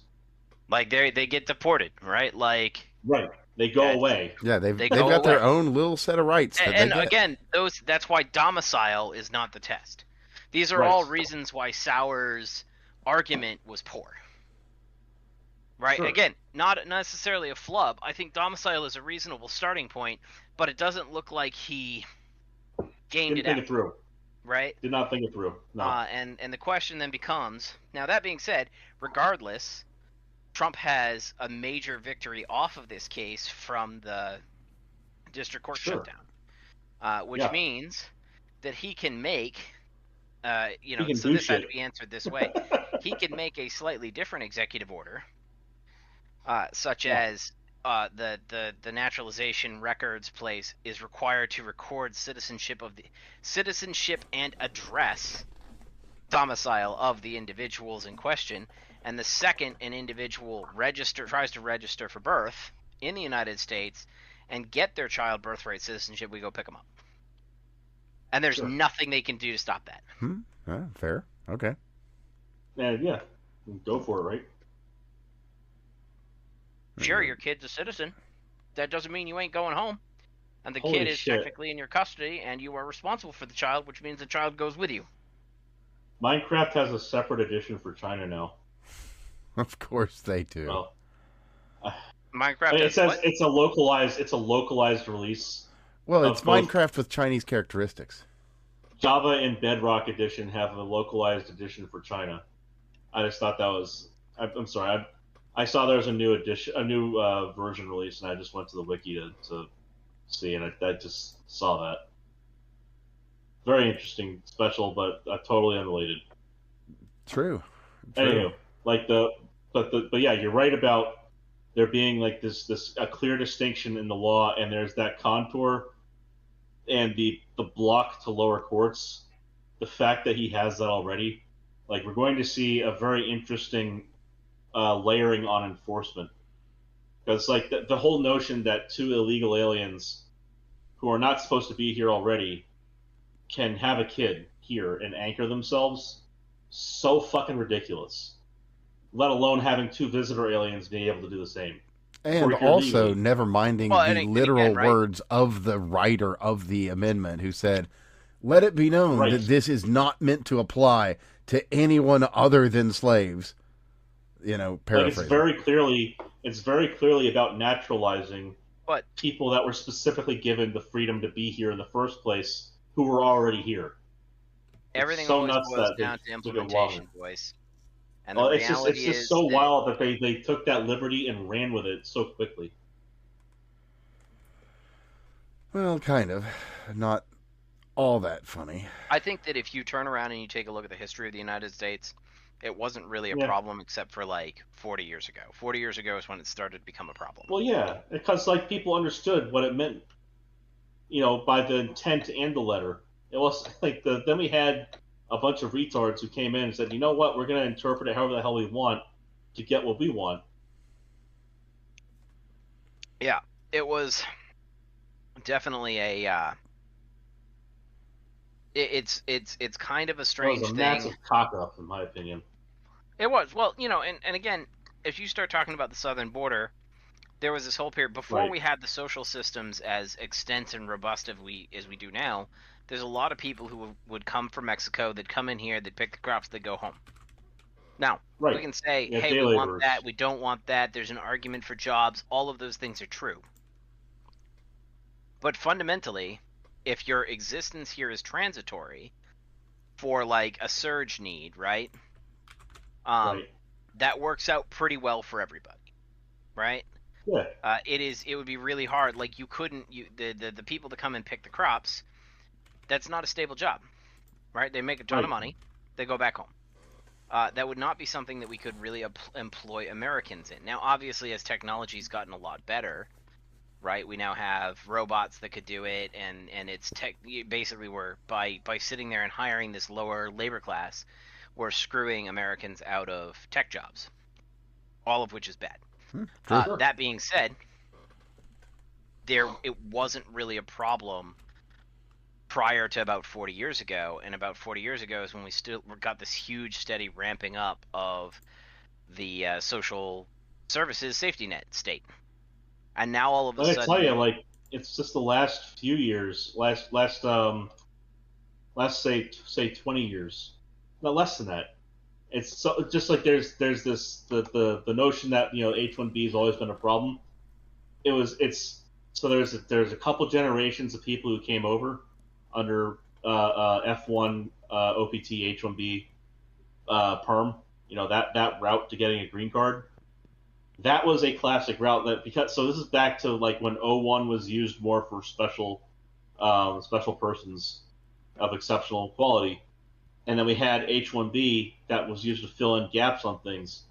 It's only been in the last decade and a half where we allowed such a drastic increase in H-1B, and you could even argue back to the mid '90s, sure, but the big ramp up that everyone is noticing where it's crushed our domestic industry has been in the last 10-15 years.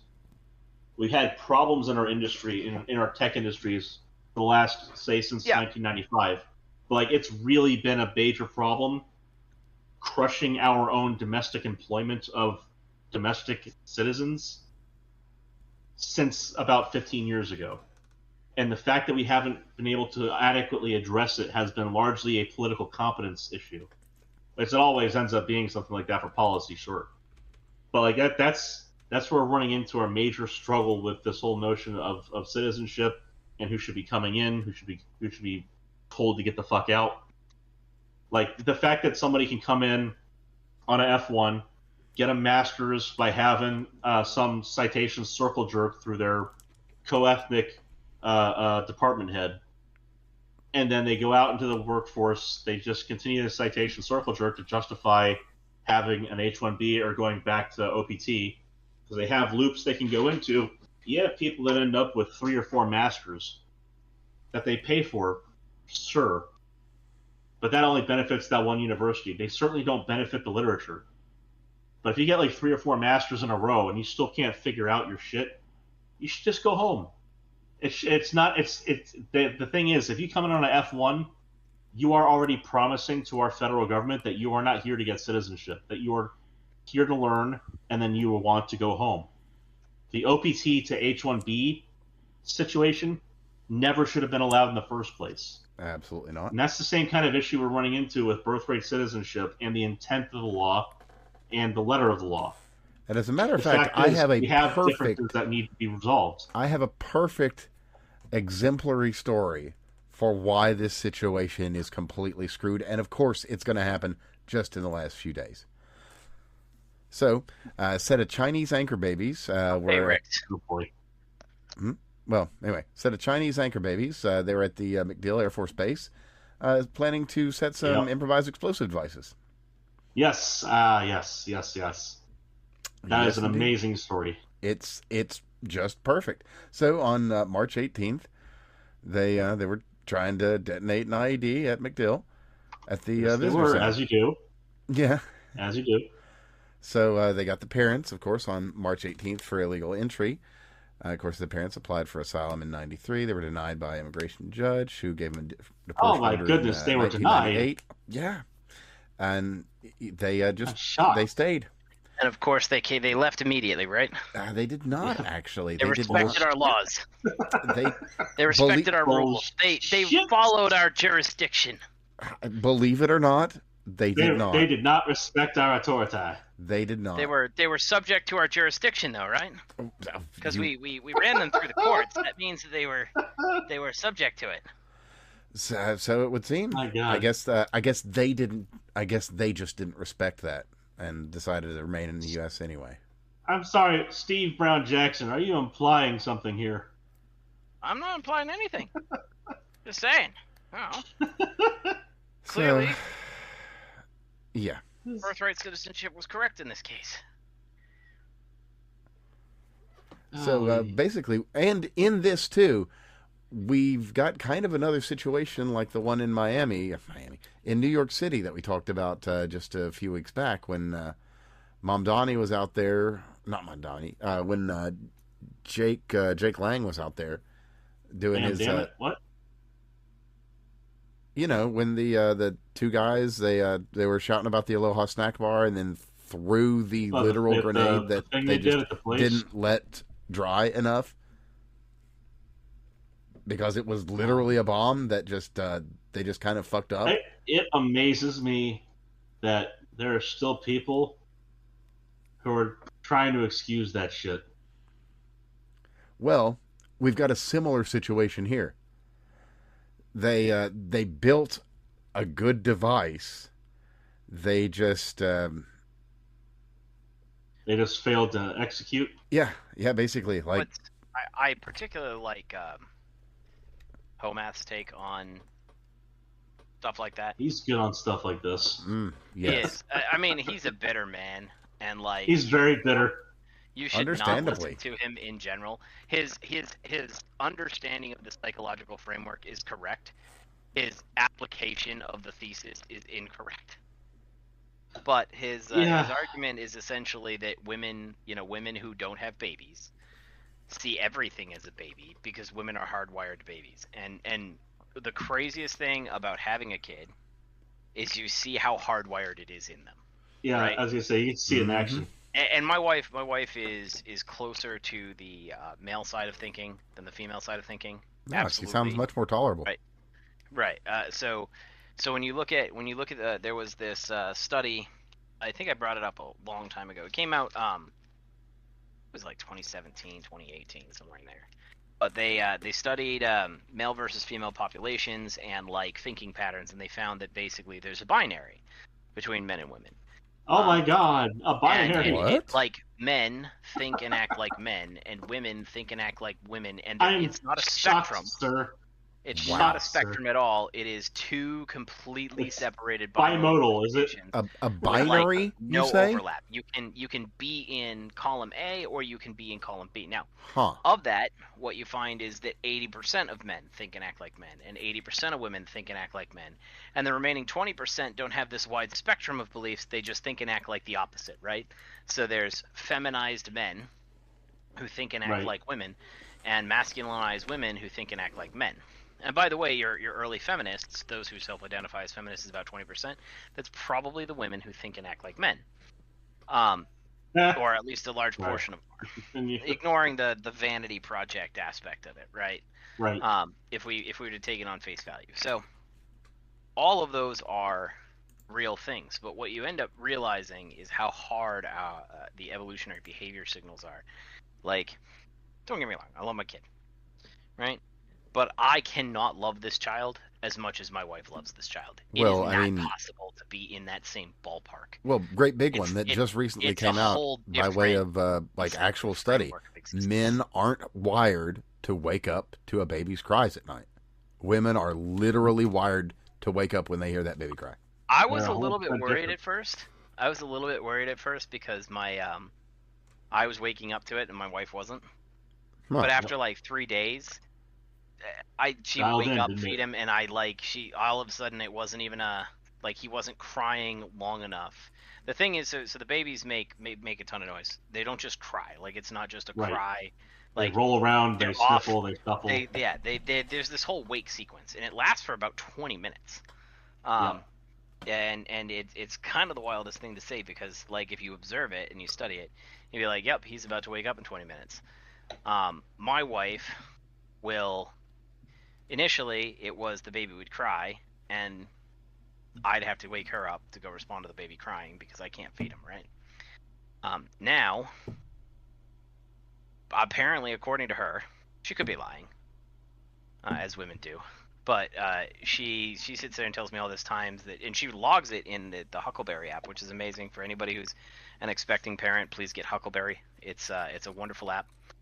The features that you need are free. The features that are bonus stuff I don't really use, so I don't pay for it, but there's people who do, because it can calculate when your next feeding time is going to be. It can calculate if you put all the data input, it can pre-program your baby for you. I'm just not that fastidious, and I want the child to cry, and that's just because I want the child to be attempting to communicate to me. I was going to say, it should be trying to tell you things. Right, it should be. If I predict what it needs before it needs it, that's probably not good for its long-term development. Yeah, that's a fair thought. So that's not to say that I want to make him suffer. It's just that it is important to establish that he needs to communicate what he wants and his needs, and it's important to have that be goal. My sister and her husband did the auto baby thing. They entered everything into Huckleberry. Huckleberry would calculate how long his sleep was going to be for, how long he would need to eat. And before the child even woke up, they'd start prepping a bottle. He'd be up right at the time the app said he would get up, within plus or minus 30 seconds. He'd get the bottle and he'd go back to sleep, and he never had to talk. And so then all of a sudden, his language skills are developmentally behind, and it's kind of one of those, it could just be random development. Yeah. Or it might be because he's never actually had a need to communicate anything. Fair enough. Well, and why not give your child every advantage, you know? Speaking of needing and communicating and so on, I need to communicate that I need to go to bed. Okay, well, fair. Before you go, because let's send you off with a little bit of good news that's related to what we were talking about earlier, a little bit, and that is that our man Pete Hegseth, he has gone ahead and given our military the ability to carry the tools that they are trained to use, that they have spent their own money on. So instead of being gun-free zones where people can shoot them up. Yep. So we shouldn't have any more army-based shootings or. Well, if we do have them, they should be a lot shorter. So a lot of that was very vagary, and again, I'm not a lot of vagary to it. Armed services members are now fully authorized to carry their personally owned firearms. On military bases, it used to be the case for ever since not a terribly long time.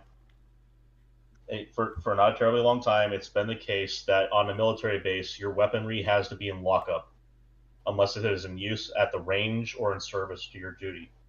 Really? Yeah. So basically, only MPs had guns. Yeah, like California, New Jersey level lockup, like lockup. Really? Yeah, it was stupid. And even if you had a concealed carry permit, you're not doing it. But now, yeah. The idea was that you don't want soldiers committing suicide. Yeah, well, how about make a better fucking military? Makes sense. But, you know. Right, that makes sense. Sure. But now you have people driving onto bases shooting them up. Mm-hmm. And you have a few MPs on hand who have their guns in their hands who can fight back. This is, when you start talking about cost-benefit ratios, it all depends on what the ratio of suicidality is to...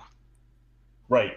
So that's the problem is we have reached the point where we are allowing terrorists to come in and fuck up our military bases. That's a really bad thing for us to have going on.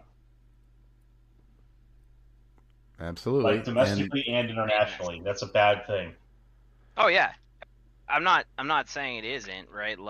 And there's two aspects to that. There's morale. There's a lot of problems with that approach. But it all depends on what the suicidality rate is. Most of that is from post. I do hope that this comes with some mental health stuff. Nope. Nope. This is just you are now allowed to exercise your rights. I don't know if that's. I think it's going to be fine, but we'll see.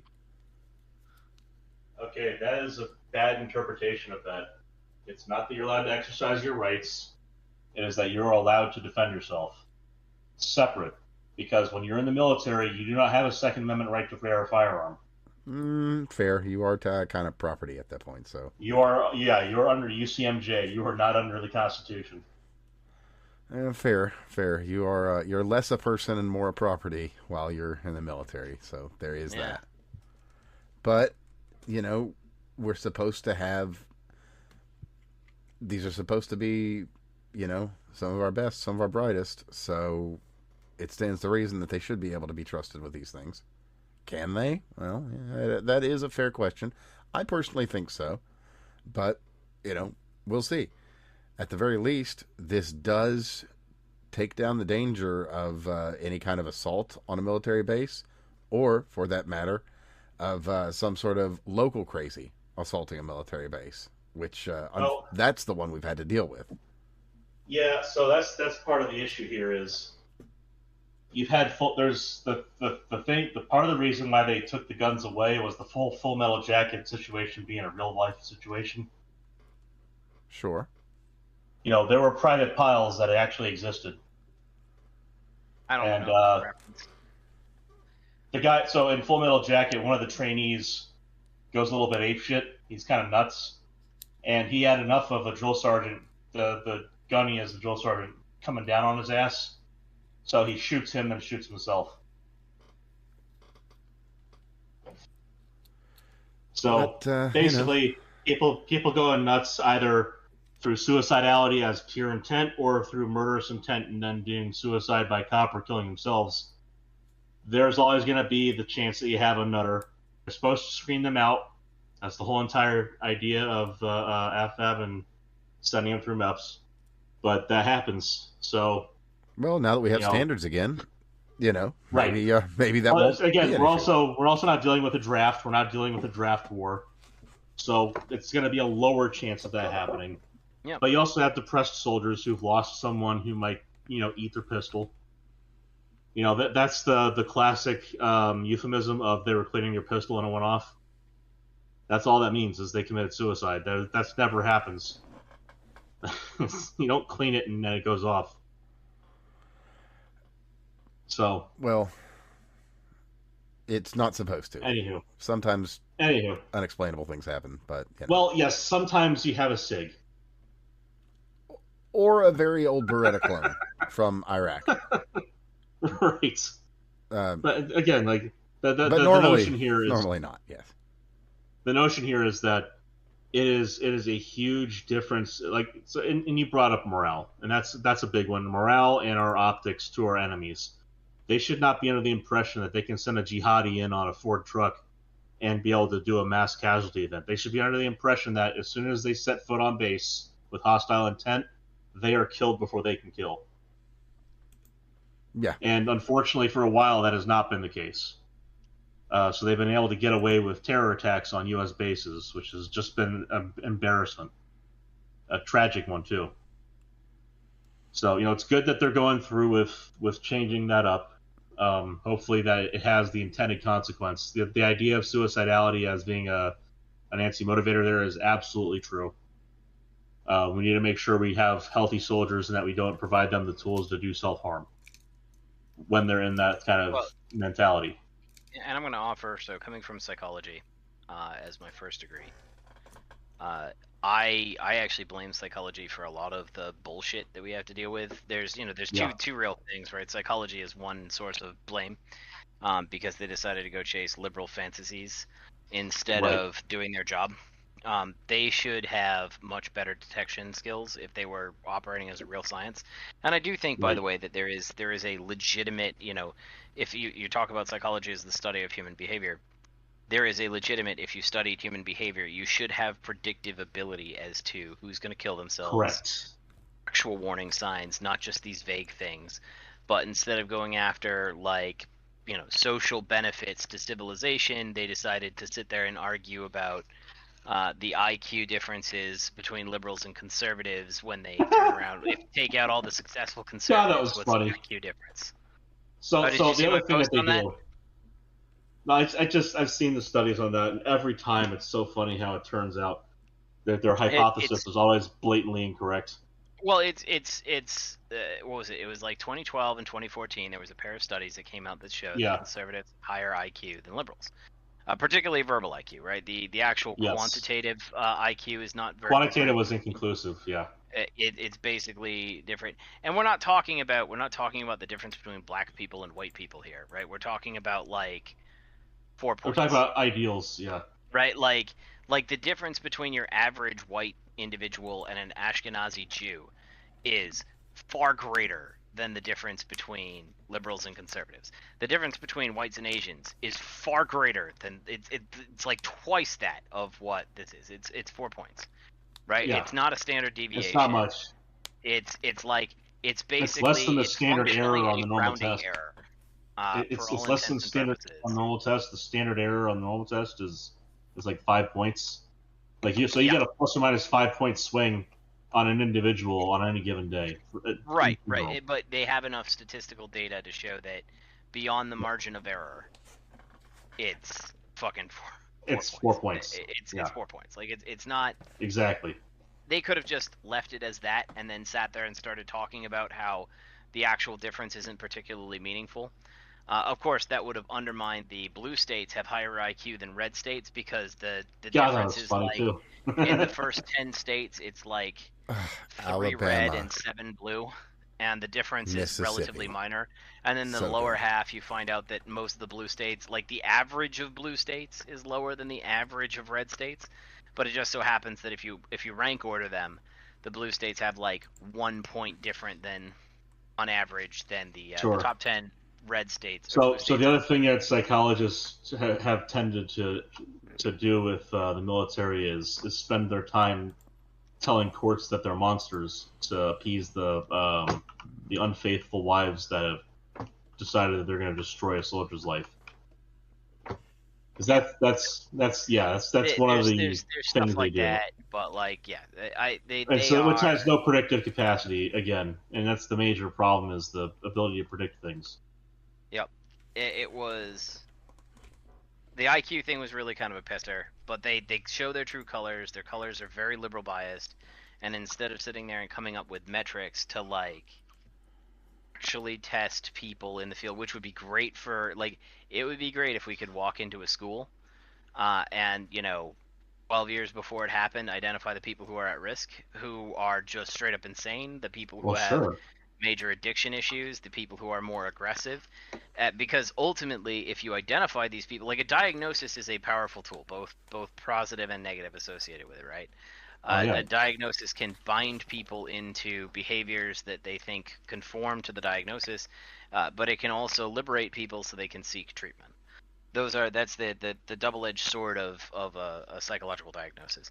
But if we Well, could you turn you can around, also like use let's say we went behaviorism into and these just inner city make them schools. well too. But that there's some people say there's ethical issues in that. I don't know.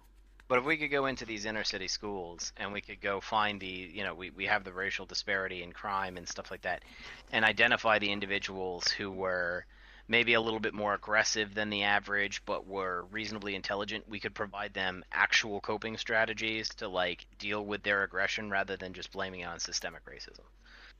And that would Well, lead anything's better to than let, the let current. But yeah, people live more healthy lives. They would just know they need to go cool off, right? Like that would be, this is my self trigger on this, and that therefore you're preventing gang violence, you're preventing all those things. But psychology didn't do that. well, They and decided to go sit there and rant and rave that conservatives have 4 points higher IQ, and like then if they And then have stratify the an data existential such that they crisis. eliminate all if they eliminate the difference between success between liberals and conservatives, then liberals have a slightly higher IQ of like 3 points. And if you just sit there and erase all of the IQ metric as a whole and go entirely off polygenic scores, then you get something fucking ridiculous. The They're sore polygenic losers. score one just That's all they pisses me really off are. the most. well, so that we can send you off on a good note here, I'll just read you the headline because this is Right. great. So Reddit is having a moment, and As it does. That's like saying water is wet. yes, it is.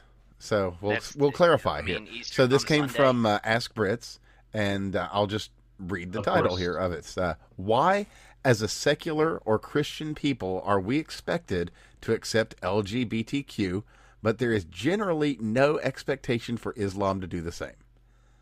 Oh, So that's an excellent. See, this That's is a my real. this comes down That's to one like of a my real favorite Reddit shirts. post. That's a real discussion. that it is.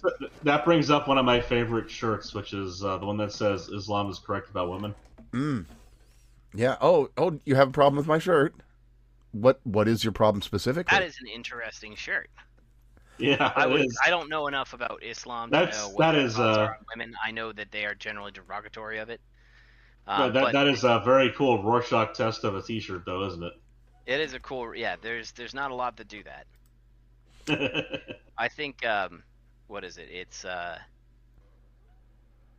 when you look at it, the difficult part you have is I don't know enough about what Islam's actual take on women are. Like I know when we talk about like the hijab and the burqa, those things that Yeah. are policies targeted at women, they're arguably targeted at women for their own safety. And it is an argument that men can't control themselves around women, Oh, they're also allowed which to isn't beat their wives. necessarily wrong. Like we've seen how Muslim men handle being around burqa wrapped women. Yeah, well, So- treating the Muslim men like they're automatically animals, like they're wolves or dogs. Right. Like that's already that is losing the battle before you fight it. I I agree. I'm just, like it Well, yeah, sets a you're cultural going from their precedent. perspective. Yes. It sets a cultural precedent. It's all very bad. It goes back to the same thing where you have the Islamic Center that came out and said, "Oh, you can't be too harsh against this guy who kidnapped a 12-year-old girl and raped her for hours because he just doesn't know our ways." And you're like, "Well, that's a whole separate legal. That's a whole separate concept of We're about to mind teach them our and ways. what is Then allowed that's in the, easy. the Western countries." But That is so damn easy, though. It's like we're gonna teach them our way. yeah, Get out the well, guns. I prefer that as a commentary. Like I love to bring that up Yeah. when people sit there and be like, "You're just Islamophobic," and you're like, "No, no, this is." They think it's okay. It's just illegal, Also, right? the word they're looking for is not Islamophobic. It's Islamomusic. Hmm. Islamophobic. Music, mesia, as in hatred. Ah. It's not fear. It's Oh hatred yeah. that they're Yeah, upset about. I see what you're saying. I am not familiar with that term, so There's a whole thank you for it's fucking clarification. it's fucking hilarious. There's an entire project called the Mesia Project that's focused on getting the conversion to the correct suffix because they view it as damaging to the people that are supposedly targeted to Mm. incorrectly aspire it to some sort of fear when it's distinctly irrational hatred. I'm just like, I I can get behind that idea that homomesia should be the word instead of homophobia. What's the word for Fine. rational fear, though? Because I mean, slippery I slopes and believe all. it's fear. Fear is the word for rational fear. Oh, okay. All right. Well, that's yeah. That's But I think that that's funny. I do. I think that Yeah. that's an It's interesting just shirt. I've never seen that. But again, right? It conforms to my view of how I think things are, and I don't know whether that's an actual perspective on Islam sure. because I'm Well, you not should I'm read not a their Muslim. texts. If you read their texts, like the notion that a woman is ever free in Islam is farcical, which is unfortunate. Yeah, she goes from being one property to another.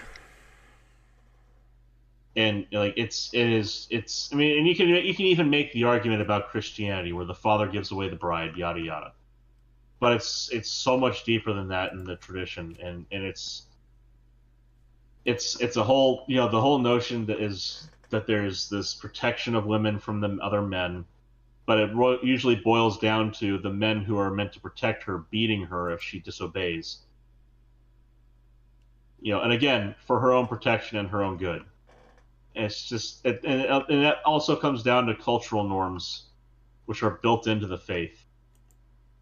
And so there's a have your cake and eat it too kind of post facto rationalization that usually comes out with Muslim cultures, because much in the same way with Christianity, you have parts of the Bible where you can point to where there's contradiction. It's rife within Islam, and it's just as cherry picked. And you can say the same thing about Judaism because there's plenty of that in the Old Testament as well.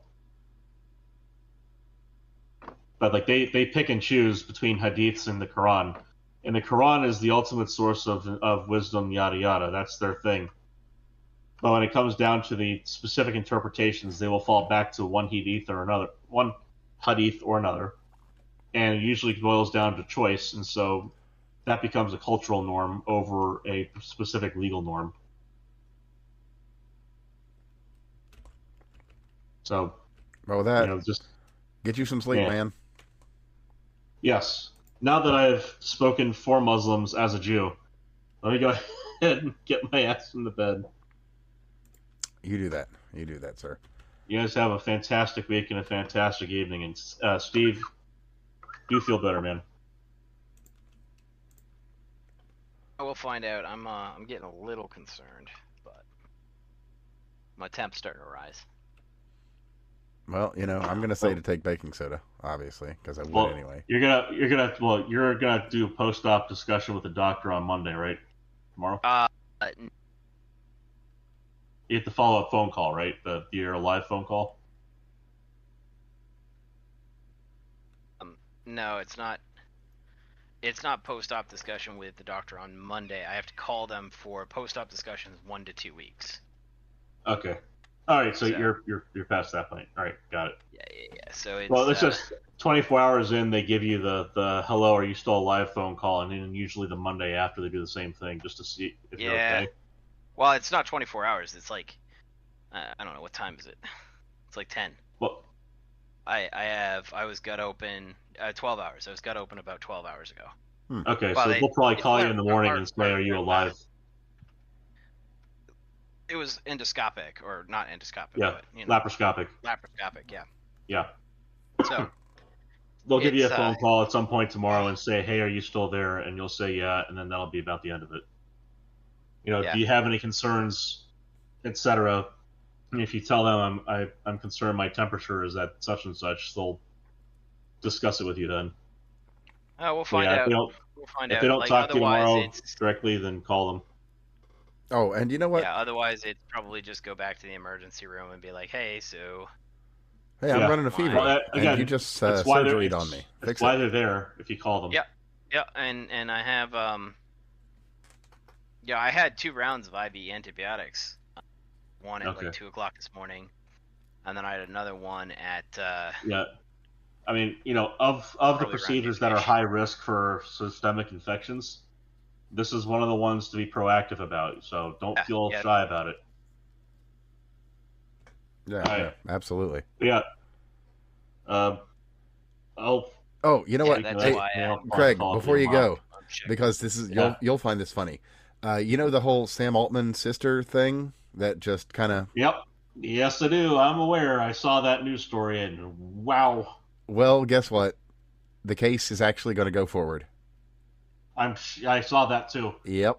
That's the one that kind of cemented it for me. Like, if they're moving forward on that shit, they have evidence because of who he is, and holy shit. Yeah, that's going to be something. We're going to be keeping an eye on that one.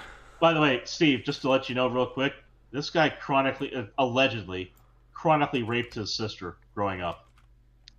Yeah, I saw that. Sexually assault, just like. Oof. I saw that drama. Again, I generally try to stay away from I don't want to like cycle that through on a projection, but like of the people who would do that, guy kind of looks like he'd be that skis.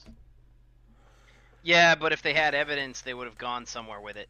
Well, they moved. That's the thing, is they're moving forward with the case. Yeah, the case has actually been allowed to continue. So we'll see. So we'll see. Yeah, evidence out in front papers, please. You know, obviously they have to have some pool of jurors, but sure, we'll see where that goes. Anyway, I'm up to bed. That was a story to end on. It is that. It is that. Good night, gentlemen. I'll take it easy, man. Of course, you can catch Steve at. Excuse me. You can get Steve at Ratman720. You can set Craig. Goodbye, Craig. At CraigBob99. I'm Evan at That Fake Guy Dan. But we've got a couple more things to go through. But do make sure you are following. So, what we've got here is a bit of a hack that happened just recently, and it might be a really, really big deal one. So, apparently, Lockheed Martin may have had 375 terabytes of data make its way onto the Russian threat market. Which, let me see here. Let me zoom in on this, because it's actually got the shopping list. See here, 65 terabytes of confidential videos, 24 terabytes of confidential images, 31 terabytes unfinished projects, 42 terabytes completed, 18 terabytes executable project files, 27 terabytes of blueprint files, 55 terabytes Office CCTV backup, 16 terabytes of research and development, 14 terabytes of defense systems, 21 terabytes of F-35 Block 4 full project, 9 terabytes of security and access, 7 terabytes of operational data, 11 of their engineering systems, 9 more of source code, 7 more technical and debugging, another 6 terabytes of pure personnel information, 8 terabytes of all their email backups and another 5 terabytes of their direct defense contracts. So if this is accurate, Lockheed Martin's in a bad way. So I don't really have much of an update other than this just seemed to happen. Oh, okay. Oh, wow. So the official response from Lockheed Martin as of the 2nd of April when this occurred is, thanks for reaching out. There is no evidence indicating an impact to Lockheed Martin systems, operations, or data at this time. Well, that's a statement you could make, I suppose. But they did release some of the, like a teaser on some of the Raptor files. So it seems legit. I guess we'll see. But yeah, that's a big fucking deal there. Speaking of other big deals and completely... I got a little out of left field for what we've been talking about lately, but a topic that we have been covering. Back to Pal World. So, out of California, Nintendo tried to file a patent basically on something that's existed since at least Nintendo. And, well, they didn't do it then, or in Super Nintendo, or Nintendo 64 era, or PlayStation 1, 2, 3, or 4 era. They waited until last year to try and put together the patent on summoning monsters that are characters or creatures or whatever that battle for you. And, well, that patent has been completely tossed. And that's one of their core complaints against Pal World and Pocket Pair. So that's going to fare very well for Pocket Pair in their legal future, honestly. And I'm here for it because Nintendo has been fucking up and they need to get knocked down a peg or two. The thing about Pal World, like Pal World was a great game. I should at some point actually go back and play it. Oh, they've added a lot too, by the way. What's that? Whole nother island now. Yeah. I know that they since I last played it, which was probably about a year and a half ago, they've put in a ton of stuff, and like it was a great game. It's just the irony, of course, is I've had more time to play games with baby leave than I thought, but I only have like 15 minutes at a whack. Yeah, that is not really conducive to a game like that. Yeah, and like I should what I actually want to do is I want to buy it for the PlayStation.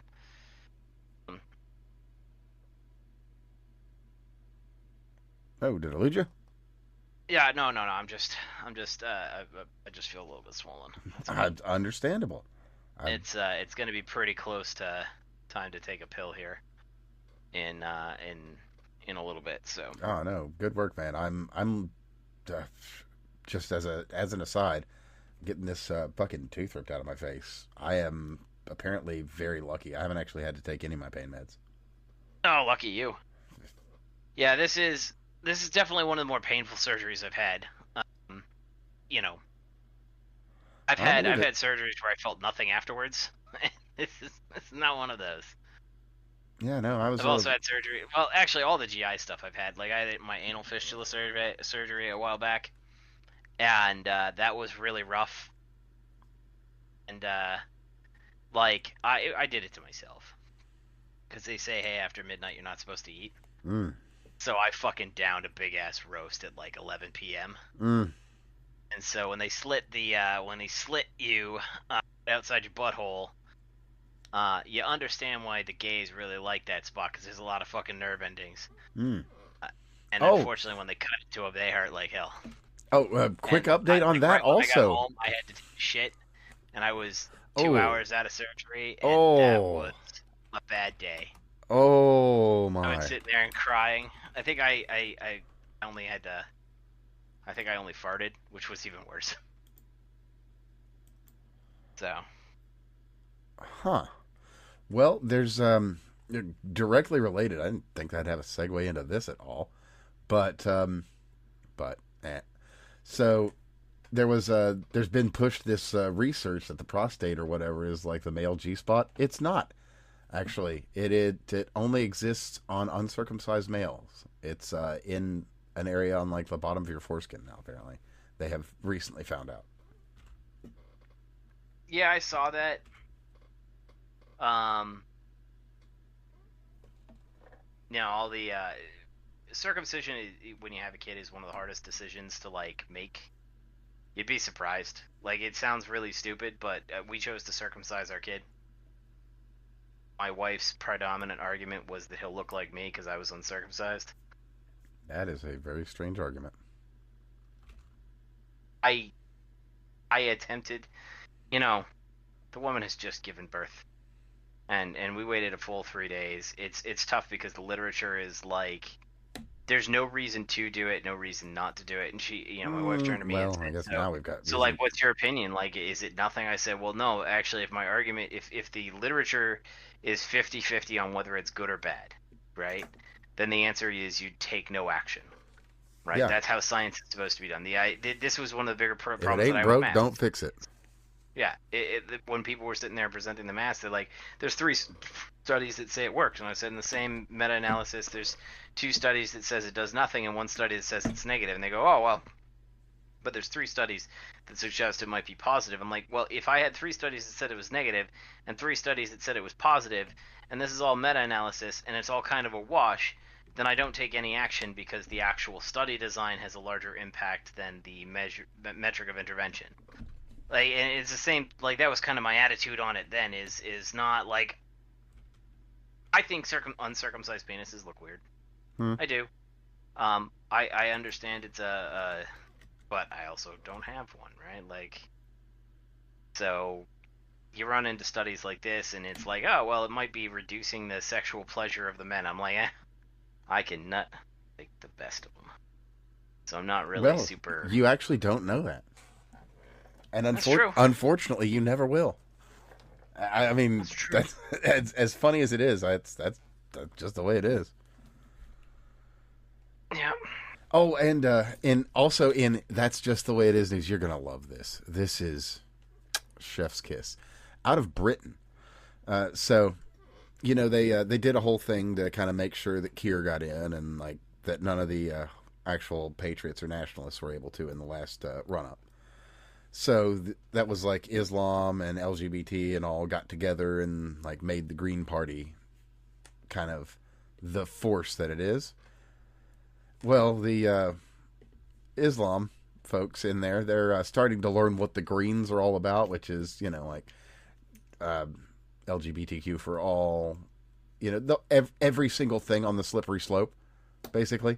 And they're like, we don't support any of this. What the fuck are we doing here? To paraphrase, but the leadership is basically, it's kind of like that Reddit quote I read not long ago. They're all I can say, let them fight. They deserve each other. They truly do.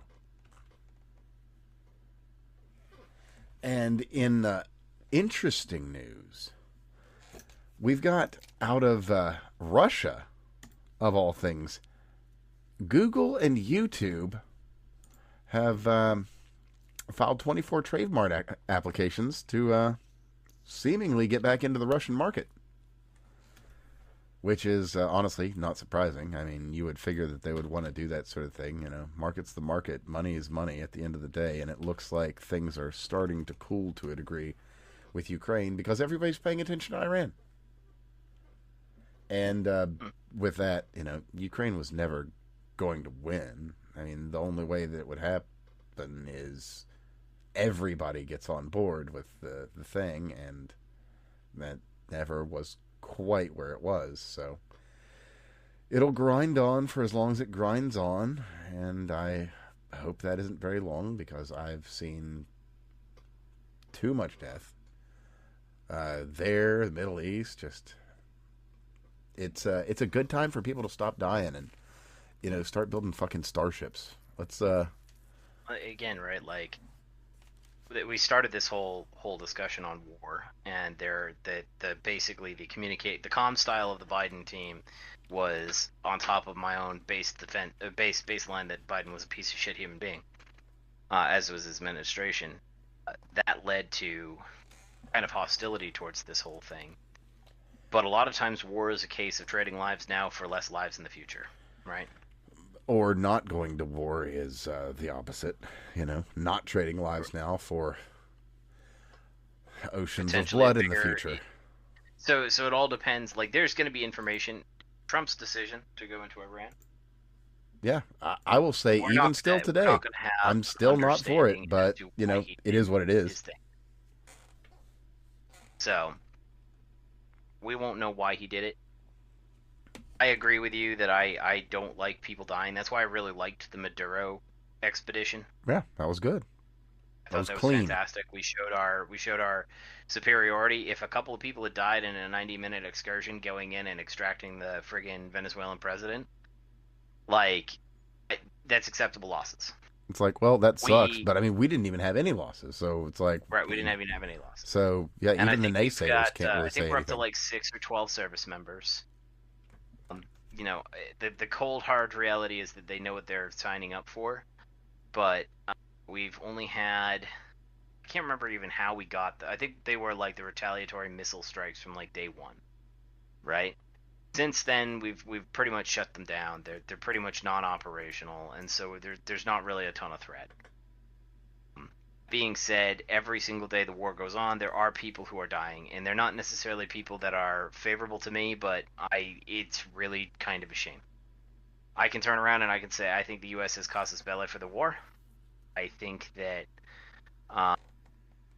the U.S. has casus belli for the war. I think that there is a benefit to neutering Iran and neutering them hard, but I don't like the fact that the Ukraine war is still going on, despite the fact that it serves a legitimate United States interest. And I'm not necessarily sure I'm a fan of the Iran war continuing, even though that serves a legitimate U.S. interest. So it's tough. It'd be nice for people to just not shoot each other, but that's not the world we live in. Yeah, it's everything's complicated and a little ugly, and that's just the way it is. Sometimes you got to put down a dog. Yeah, but I mean, sometimes that's there's a backstory. Well, there's always a backstory. There's always a backstory. What is the backstory? Well, I don't know. There are, dogs and people. There's some people who are... I'm sure that barbecue over there in Haiti, I don't think his backstory matters all that much. You know what I mean? Well, that's... In and of itself, that's fair. But I mean, like, every story has a source and everything. So, maybe... well, that's Haiti. So that doesn't necessarily count because, IQs of 70 and below don't really do lots of storytelling. And, generations of violence don't really lead to storytellers, Yeah. But with that, but like I'm saying here, Ukraine, for instance, maybe the Maidan coup shouldn't have been done in the first place. Yeah, and that's the thing is if you go back, you are correct in that, right? Or, if we the Shah, Ukrainian government. The CIA shouldn't have, gotten in bed with BP and deposed the Shah.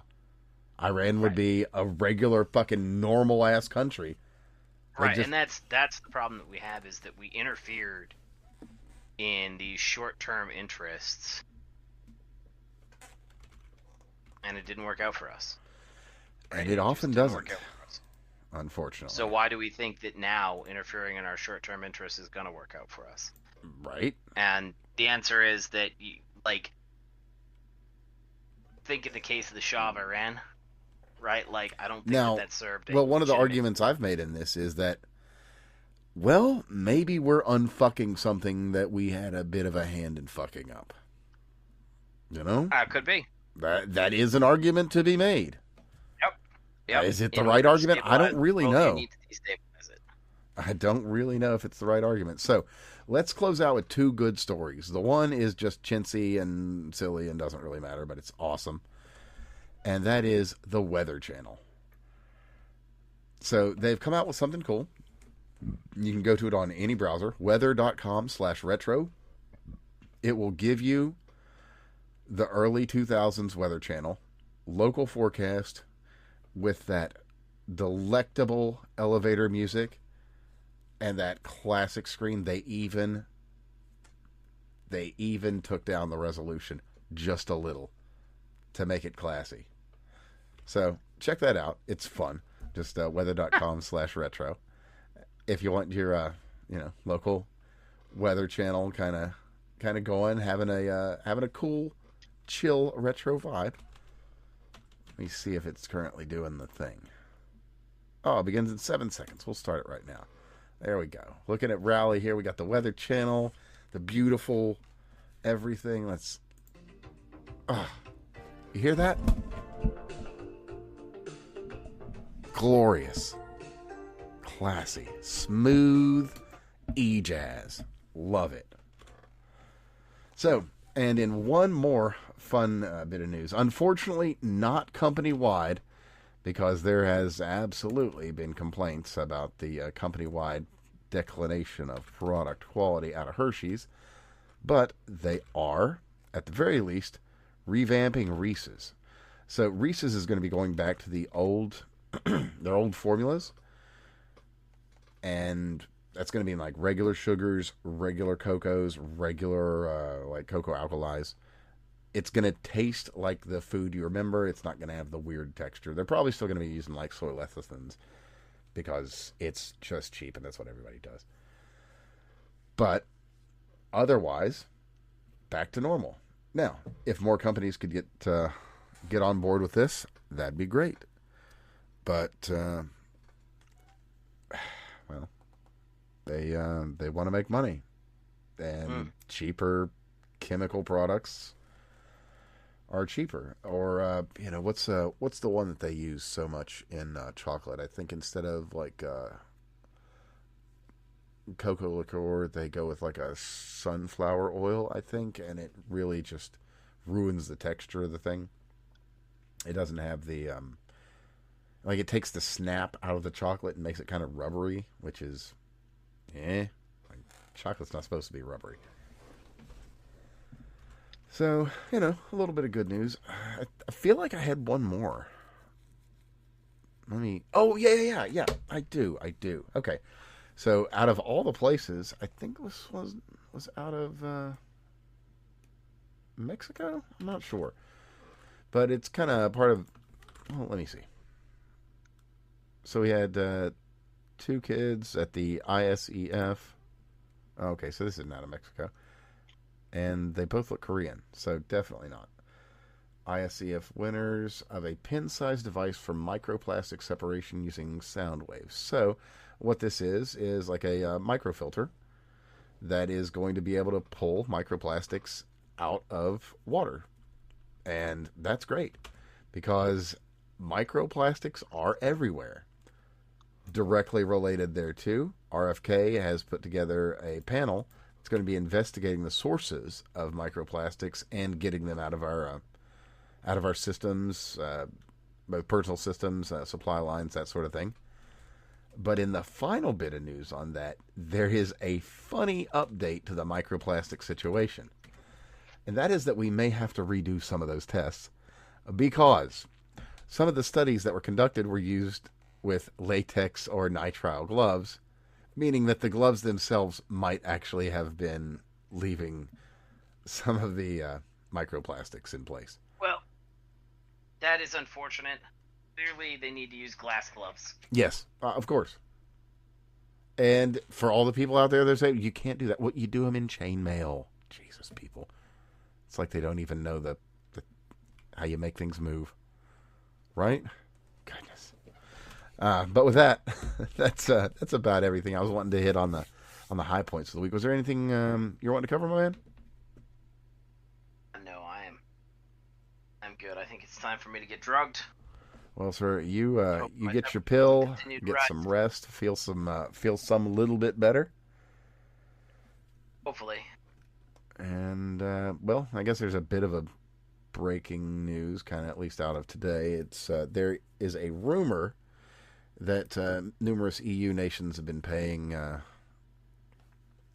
new Khomeini, Mujtaba, I believe is his name, that they've been paying off Iran to get traffic through the Strait of Hormuz, and traffic is starting to pick up. So maybe, don't know, but it is a rumor, and well, it's worthwhile to cover some of the things that are not getting the level of attention necessary, especially on these kind of important geopolitical topics. So with that, I think that's everything that I needed to get. Yeah, I talked about the Hegseth thing, birthright citizenship. Yeah, we hit our high points. So with that, sir, you yourself have a nice weekend, nice week coming up, I should say. And everybody, hope you all had a wonderful Easter. We'll be back again real soon. Like I said, you can find Craig at CraigBob99. You can find Steve at Ratman720. I'm Evan at That Fake Guy Dan in all the places worth being. And well, be safe. Have a really great week going forward. Back with you again soon.